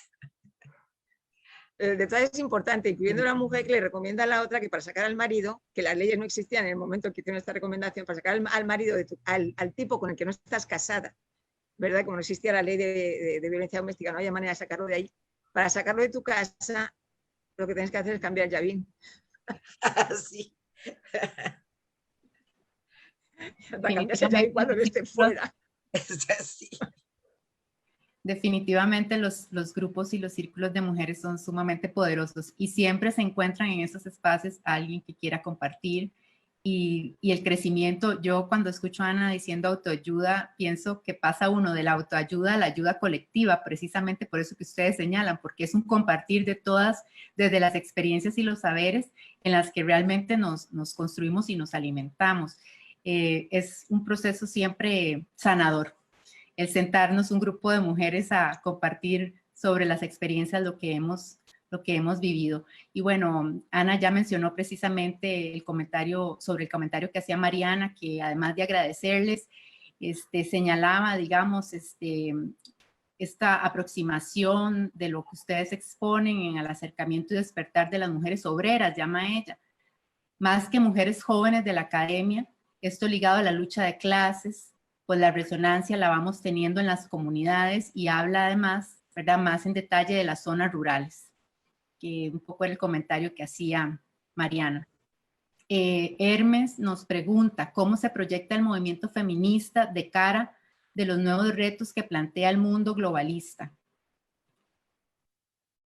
Y por acá tengo un comentario para unir varios de Diógenes Figueroa, que dice que está muy interesante el tema y sobre todo cómo se agrava la brecha entre hombres y mujeres en el camino de la política interesados por el control y los intereses sociales. Dice, pienso que también nuestro sistema político educativo costarricense no está a favor del humanismo, sino que también responde a la política dominante. ¿Cómo poder trabajar desde este punto de vista para erradicar las brechas de género? Y también pregunta más adelante, Ah, perdón, no, y esa sería la pregunta de Diógenes. Bueno, primero que el feminismo no es un feminismo, que son muchísimos feminismos, ¿verdad? Hay una gran diversidad de feminismos, afortunadamente. Entonces todo el mundo está como, o sea, no solamente porque digamos, la sujeta política ya no es una mujer, sino que es una mujer, somos diversidad de mujeres, ¿verdad? Pero también porque tenemos diferentes visiones de lo que es este mundo y cómo cambiarlo y cómo lo querríamos cambiar. Entonces, la pregunta es muy compleja, obviamente, ¿verdad? ¿Cómo enfrentamos desde el feminismo los nuevos retos frente a un mundo globalista? Yo no creo que todos los feminismos nos estemos haciendo preguntas así, de este nivel de generalización y de visión de humanidad, ¿verdad? Que es lo que yo hablaba antes, ¿verdad? O por lo menos de sociedad, no sé si de humanidad, pero por lo menos de sociedad globalizada.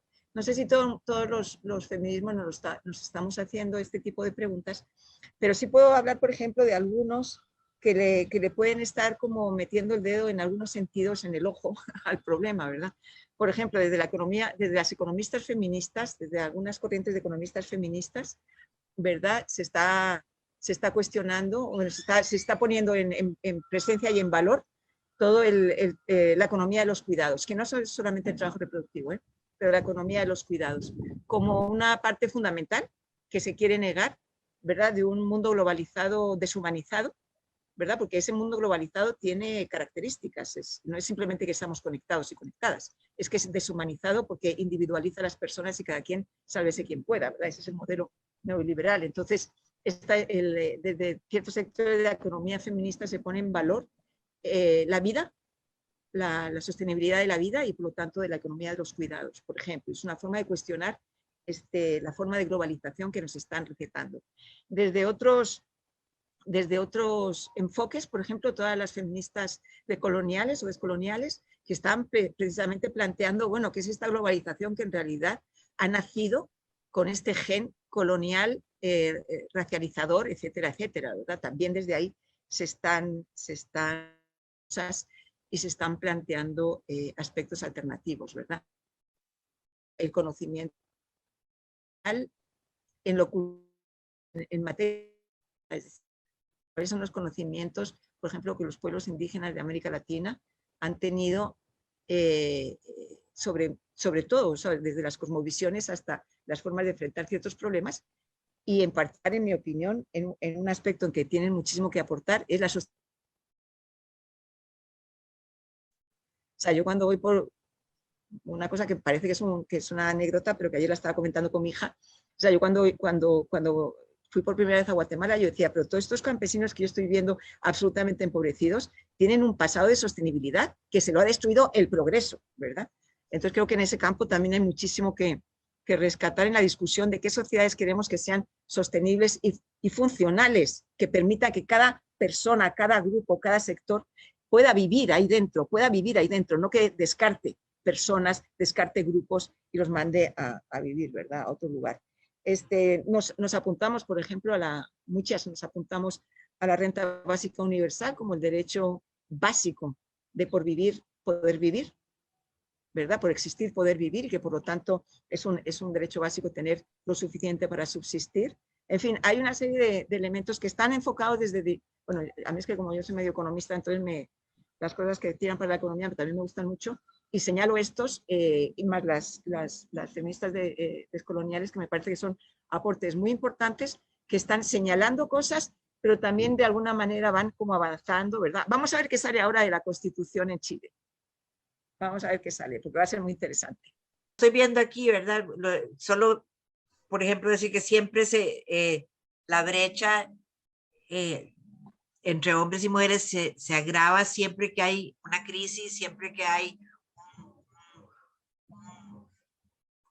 cualquier problema social o natural, se agrava porque las mujeres ya estamos en desventaja. Entonces lo que hace la crisis es poner a las personas que ya estaban en desventaja desventaja todavía, y más cuando no se ven los problemas. Por ejemplo, cuando empezó el confinamiento por el COVID-19, no se pensó, ningún país del mundo estableció medidas con perspectiva de género, en ningún país. Algunos después se dieron cuenta y entonces empezaron a las 2 semanas, 3 semanas a poner algunas medidas con perspectiva de género, pero ninguno al puro principio pensó en la violencia contra las mujeres, que el confinamiento iba a crear más violencia, pensó en que las mujeres de todas maneras eran la mayoría de las personas, del personal de salud, las que no son doctores, ¿verdad? Todas las enfermeras, las que limpian, las que lavan, las que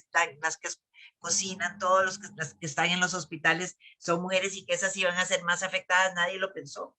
Nadie pensó que como con esos salarios tan bajos que se le pagan a las personas que de las cuales depende nuestra salud,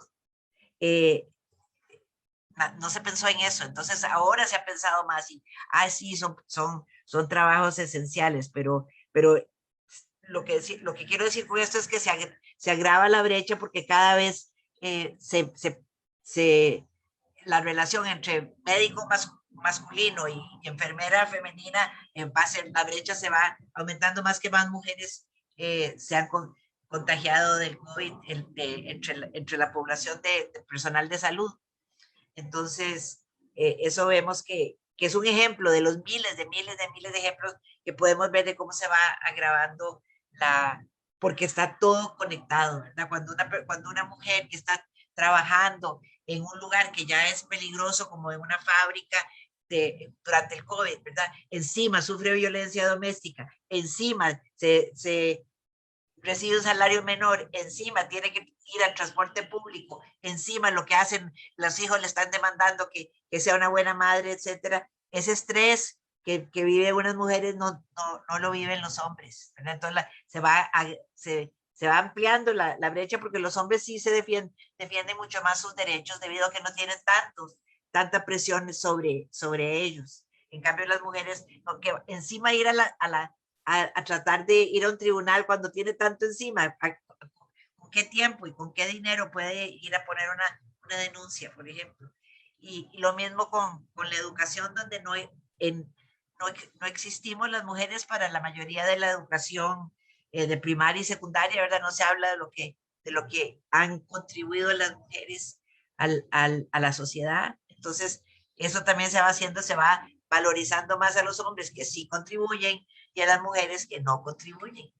Y quería decir una cosa como enfatizar una cosa que dijo Ana sobre lo que se llama progreso, de nuevo, ¿verdad? ¿Qué es lo que llamamos progreso?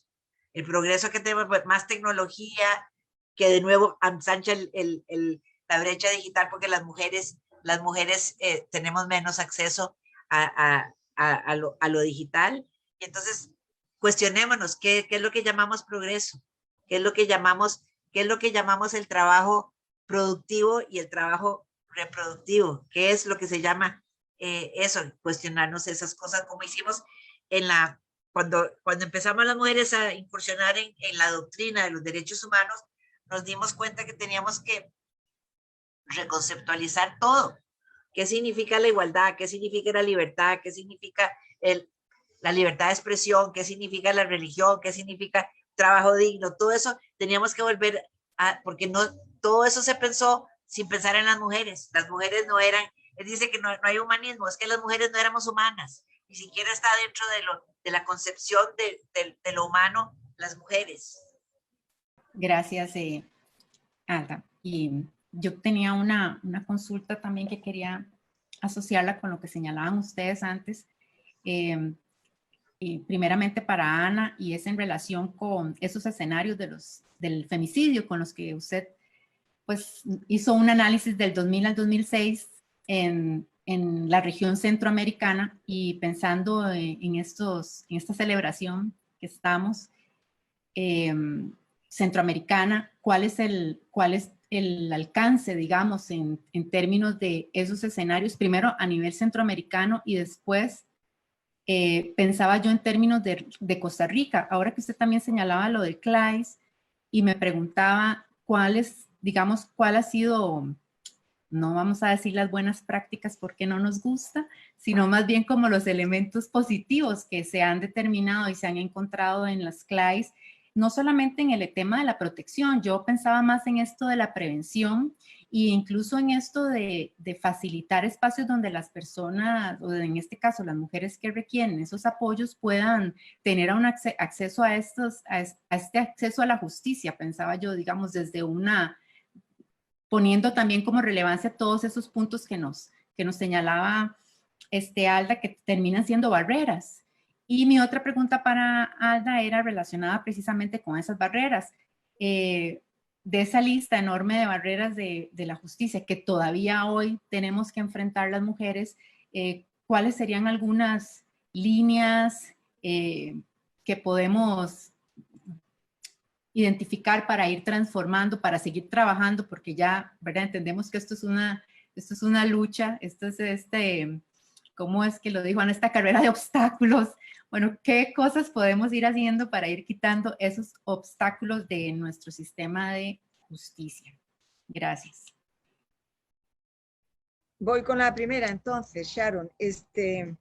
Sí, bueno, cuando empezamos a hacer, es una investigación que se ha hecho entre mucha gente, no la he hecho yo.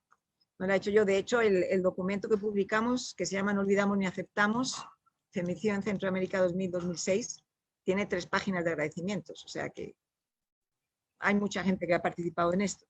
Pero sí que nos dimos cuenta, estábamos haciendo la investigación, ya habíamos hecho una en Costa Rica acá, desde Femina con Monse habíamos hecho una, ¿verdad? Y habíamos utilizado las categorías que utilizaba Diana Russell, femicidio íntimo, no íntimo y por conexión, ¿verdad? Que el íntimo es alguien que ha convivido con vos, usualmente pareja o familia, etcétera, etcétera. Por conexión, cuando quieren matar a una mujer o quieren agredir a una mujer y te matan a otra, ¿verdad? Entonces, eso es por conexión o en la línea de fuego. Y todo el resto, Diana Russell hablaba de no íntimo. Nos dimos cuenta que las habíamos utilizado en Costa Rica, en la primera investigación de Costa Rica, nos dimos cuenta que en Centroamérica el no íntimo era un cajón desastre muy grande, donde había muchísimas expresiones de violencia contra las mujeres, y ahí sí que acuñamos el concepto de escenario de femicidio, como contextos, o sea, que para nosotras partimos de Belén do Pará y de las relaciones desiguales de poder entre hombres y mujeres, que es lo que dice Belén do Pará, ¿verdad? Y ahí redundo con Alda cuando dice que las definiciones de género que eluden la referencia a las relaciones desiguales de poder siempre son, iba a decir una porquería, que lo digo también, pero siempre terminan siendo revictimizantes para las mujeres, siempre, ¿verdad? Entonces nosotras partimos de las relaciones desiguales de poder, pero identificamos que hay algunos contextos que son de tipo cultural o político o social, etcétera, etcétera, en los cuales las relaciones de poder entre hombres y mujeres son particularmente desiguales. Y entonces eso favorece la violencia, favorece la comisión de femicidio, pero además les dan como ciertas características. Por ejemplo, el escenario más conocido, el de pareja, pues unas características tan conocidas que hemos analizado hasta el ciclo de la violencia ese famoso, ¿no? Pero que eso no pasa, por ejemplo, cuando una mujer es atrapada por una red de trata. Ese ciclo de la violencia no existe, y además no la matan con arma blanca, que es lo más común todavía en Centroamérica cuando es un femicidio de pareja, sino que la matan y además la hacen desaparecer probablemente, etcétera, etcétera, ¿no? Entonces, con esta definición de escenario de femicidio, que por cierto, todos los que identificamos, hicimos un análisis para demostrar que había relaciones particularmente desiguales de poder. O sea, más que nuestro referente genérico es la familia, porque la familia, las feministas muchas feministas hemos considerado que la familia es el Santa Santorum del patriarcado, ¿verdad? Donde se controla individualmente a las mujeres, pero además se reproduce, ¿verdad? Es como la maquinaria perfecta, ¿verdad? Del patriarcado. Bueno, pues estos espacios que nosotros hemos identificado, estos otros escenarios, en algunos de ellos las relaciones de poder entre hombres y mujeres son superiores, son más fuertes que los que existen dentro de las familias, ¿verdad? Entonces, ¿qué es lo que encontramos? Por ejemplo, en Centroamérica, fortísimo, los escenarios de redes delincuenciales, ¿verdad? Nacionales e internacionales, ¿verdad? Más allá de la trata, o sea, lo que estamos hablando de las redes que trafican droga, que trafican armas, que mueven personas, las llamadas maras en Centroamérica también. Resulta que ahí dentro las mujeres tienen todavía más control, se ejerce más control sobre las mujeres que en las familias, porque las familias de alguna manera se han penetrado de que hay cosas incorrectas que hacer con las mujeres, ¿verdad? Y que hay leyes que las van a limitar, pero esa gente que está al margen de la ley le importa un pito desechar a una mujer, por ejemplo, las maras, que el rito de entrada para una mujer en la mara es violarla, ¿verdad? Por eso es que han existido maras de solo mujeres, ¿verdad? Para no pasar por esos o los castigos, ¿verdad? Los castigos dentro de la Mara para las mujeres son siempre sexualizados, son siempre violaciones colectivas, ¿verdad? Entonces, identificamos la trata, obviamente, la trata para todo fin de explotación. Los grupos delincuenciales, pero también identificamos, por ejemplo, lo que llamamos el escenario de la misoginia, que parece un poco contradictorio, porque al final de los finales todo es misoginia, ¿verdad? Pero es que hay expresiones de violencia que se cometen algunos femicidios que son expresa y explícitamente misóginos, dejando mensajes de por puta, tirándole monedas encima del cuerpo, ¿verdad? Por supuesto, la violencia sexual de conocidos y desconocidos, de grupos, de militares, que o sea, todo eso lo hemos identificado, ¿verdad? Entonces, lo que dijimos en su momento es que, aunque estos otros escenarios estaban generando la mayoría de los femicidios en países como Guatemala, Honduras o El Salvador, la mayoría de los femicidios son cometidos en este tipo de escenarios, y esto no estaba pasando todavía en Nicaragua, Costa Rica y Panamá, que era todavía, porque podía pasar, porque las condiciones para que eso pasara en todos los países estaban presentes, ¿verdad? No estaba tan avanzado el proceso, pero es que, ojo, cuando analizamos las muertes violentas de mujeres y los femicidios en la década del 2000 al 2010, al principio de la década, todos los países tenían tasas muy similares de homicidios de mujeres y de femicidios. Tenían tasas muy similares y de repente se disparan. En algunos países se disparan. Pero es que, o sea, los grupos delincuenciales, a ver, ¿qué Estado puede declarar ahora que está limpio de corrupción? Como decía antes Alda, ¿verdad? Hasta aquí de corrupción todos, ¿verdad? Y que no están permeados por el narco y por cualquier organismo de delincuencia, cuando muchos de ellos además son directamente delincuenciales, ¿verdad? Muchos grupos políticos, ¿verdad? Entonces, encontramos sobre todo esto, por una parte, todo lo que tiene que ver con la corrupción, con la delincuencia, etcétera, etcétera, ¿verdad? Donde las mujeres son usadas como descartables, como territorio de venganza entre grupos. O sea, eso es muy común, eso se lo adjudicamos, le tenemos que agradecer a Rita Laura Segato cuando lo identifica en Ciudad Juárez, ¿verdad? Nosotros asumimos que ese también es un escenario, el de la venganza entre hombres, o el de los mensajes horizontales que habla ella, ¿verdad?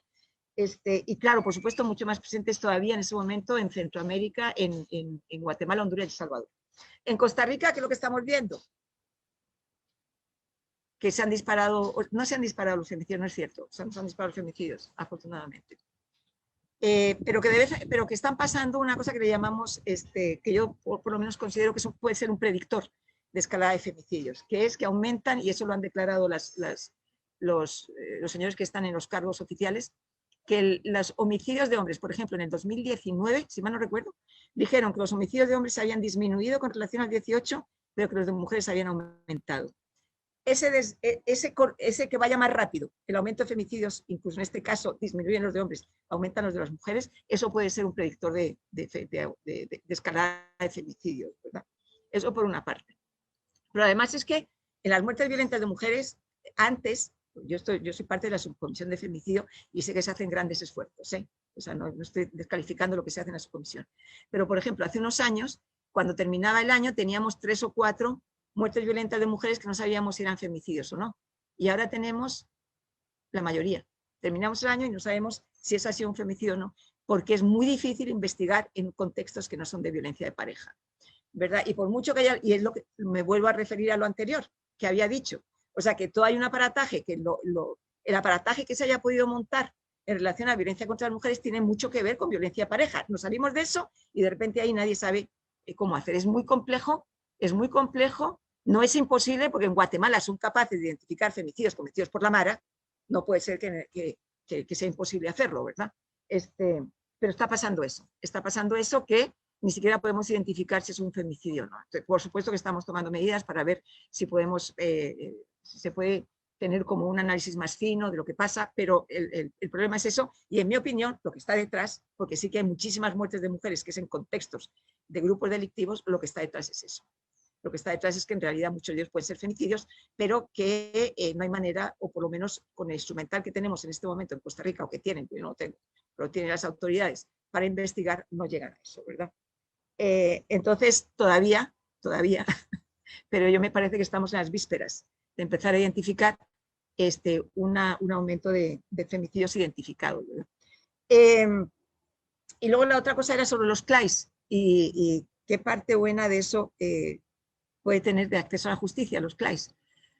Bueno, los CLAIS en realidad están interviniendo en el momento último para evitar la muerte. O sea, para eso son los CLAIS, para evitar el femicidio, ¿verdad? Para eso son. Lo que sí que pasa en los CLAIS y en cualquier otras cosas, y no en cualquier otra cosa, en muchas otras cosas que también se producen, es que tener una vigilancia ayuda, ¿verdad? Como ya desde el CLAIS está esa mujer protegida por la fiscala de delitos contra la, ¿cómo se llama? Que nunca me acuerdo porque lo cambian mucho. La fiscalía especializada. Como está entonces ya en contacto directo y como está en una observación entre todas las instituciones y bajo el panorama de la comisión del Planovi, de la comisión de seguimiento y la subcomisión de femicidio, bueno, de la subcomisión no nos enteramos ahí, pero sabemos cómo va operando la cosa. Como hay esa observación, entonces obviamente esas cosas van a funcionar mejor. Siempre, cuando hay observación de parte de alguien que no es simplemente la mujer, las cosas funcionan mejor, ¿verdad? Yo me acuerdo de una mujer que llegó a Sefemina porque le habían quitado los hijos. En cuanto a Sefemina, de una manera, o sea, absolutamente perversa. Porque era una mujer que había denunciado a la pareja que tenía por abusar de los niños, de las niñas, y resulta que lo que hicieron fue, al tipo no le hicieron nada, pero a esta mujer le quitaron los hijos, ¿verdad? Y ya estaba en proceso de quitarle la patria potestad, ¿verdad? Cuando era la mujer, ella la que había reaccionado para protegerla, ¿verdad? Y se inventaron un rollo de que un vecino había dicho que ella había sido abusada en la infancia y que por eso no podía proteger a los hijos, y un juez se traga eso como válido. Entonces, las mujeres que han vivido violencia en la infancia o han sido abusadas sexualmente en la infancia ya están condenadas de por vida. No hay forma de reparar eso para que vuelvan a ser una ciudadana con derechos, ¿verdad? Porque le van a quitar los hijos simplemente porque fue abusada en su infancia. Apareció Sefemina, el PANI inmediatamente devolvió a los niños. Porque esas cosas pasan así, o sea, porque la relación de poder también existe entre la institucionalidad, que es una cosa que, bueno, parte de lo que está planteando Alda es eso. O sea, es que no solamente las relaciones de poder entre hombres y mujeres, es que además la institucionalidad también es misógina, también se pone, o sea, aunque no lo pensara, ya simplemente, y aunque sean hombres o mujeres, ya la institucionalidad está aquí arriba y las personas, por eso le llaman beneficiarios, ¿verdad? No gente con derechos, le llaman beneficiarios, ¿verdad? Entonces, eso, en el rollo de los beneficiarios, entonces hay una relación de poder muy fuerte, que cuando intervenimos desde fuera, pues entonces por lo menos equilibramos un poco. Pero es que ese es el papel del Estado. El papel del Estado es equilibrar esas relaciones desiguales de poder. Pero bueno, aquí estamos las feministas tratando de que el Estado haga lo que tiene que hacer, ¿verdad? Ya. Gracias, Ana. Sí, para hacer, yo lo que diría es que se requiere de muchas estrategias, lo seguiré diciendo, no es una, pero sí hay unas que no mencioné que son muy importantes. Por ejemplo, cambiar la currícula de las facultades de Derecho, donde sea obligatorio estudiar el derecho internacional de los derechos humanos y se estudie también el fenómeno de la violencia contra las mujeres, porque es un fenómeno tan expandido por todo el mundo, tan universal, que casi que es natural al ser humano masculino. Y entonces necesitamos que todas las personas que pasan por la Facultad de Derecho sepan de cómo lidiar con ello y que es real, porque no que te hagan, que todavía hoy en día existen jueces y juezas en todo el mundo que te dicen, es que yo no creo en la violencia. Y yo, ¿cómo que no crees? Esto no es una cuestión de fe, de que si creen en Dios o no creen en Dios, es un dato real, que tiene muchos datos todos los países y Naciones Unidas. Entonces, cambiar la currícula para que incluya este problema, que incluya el acceso a la justicia como un derecho humano y no como un servicio público, nada más que tiene que dar el Estado, ¿verdad? Muchos cambios en las facultades de Derecho para que tengamos operadores jurídicos, tanto jueces y juezas como fiscales y fiscalas y abogados que tengan más sensibilidad a los derechos humanos y que sepan que su trabajo es lograr la igualdad entre todos los seres humanos, no solo entre hombres y mujeres, sino la igualdad en el acceso a todos los derechos humanos de todas las personas. En cuanto también se requiere cambiar el Poder Judicial, ¿verdad? Transformar el Poder Judicial para que se tengan que rendir cuentas, porque es uno de los pocos poderes del Estado que no rinde cuentas a la ciudadanía. No tiene que dar, el presidente da un informe anual, supuestamente, ¿verdad? Y rinde cuentas, los congresos rinden cuentas, pero el Poder Judicial ni siquiera en el papel tiene que hacerlo, no tiene que rendir cuentas. Y por ejemplo, lo que nos contaba Sonia, ese juez tiene que haber un mecanismo donde tengan que rendir cuentas, porque es posible que los jueces se equivoquen, eso es normal, las personas nos equivocamos, pero que tengan que rendir cuentas de por qué, cómo fue que se equivocó, dónde está la falla, ¿verdad?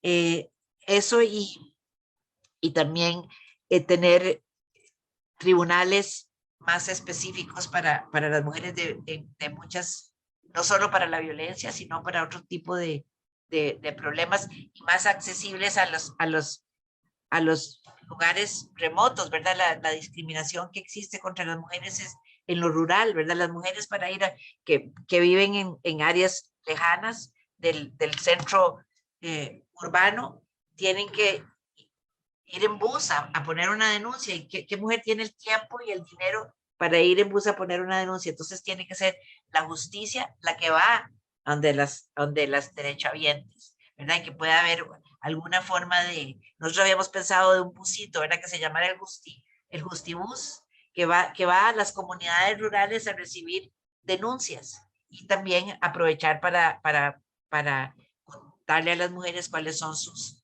derechos. Esa es una que creo que ha servido, es uno de los que yo encontré como buenas o prometedoras prácticas, porque el problema ha sido que estas idas de la justicia hacia las comunidades se hizo un poco en algunos países y después dejó de hacerse, ¿verdad? Porque son cosas como que funciona, pero yo no sé por qué entonces la cooperación internacional deja de financiar eso o algo, pero esas son cosas que tenemos, pero yo creo que tiene que ver con el concepto de justicia que se tiene, ¿verdad? Cuando decimos el poder judicial, cuando hablamos del poder judicial, hablamos como de un poder en lugar de un derecho humano al acceso a la justicia, y también pensamos en la independencia, y eso nos lo enseña en la Facultad de Derecho, la independencia de los jueces y juezas como ser independientes de los otros poderes o de las presiones económicas que les puedan hacer, pero también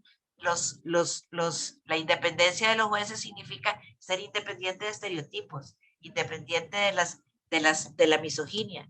Aunque usted puede como juez ser el más racista del mundo, el más misógino, lo que sea, pero no puede eso entrar en sus sentencias. Tiene que dejarlas afuera y ser lo más pro humano que pueda haber.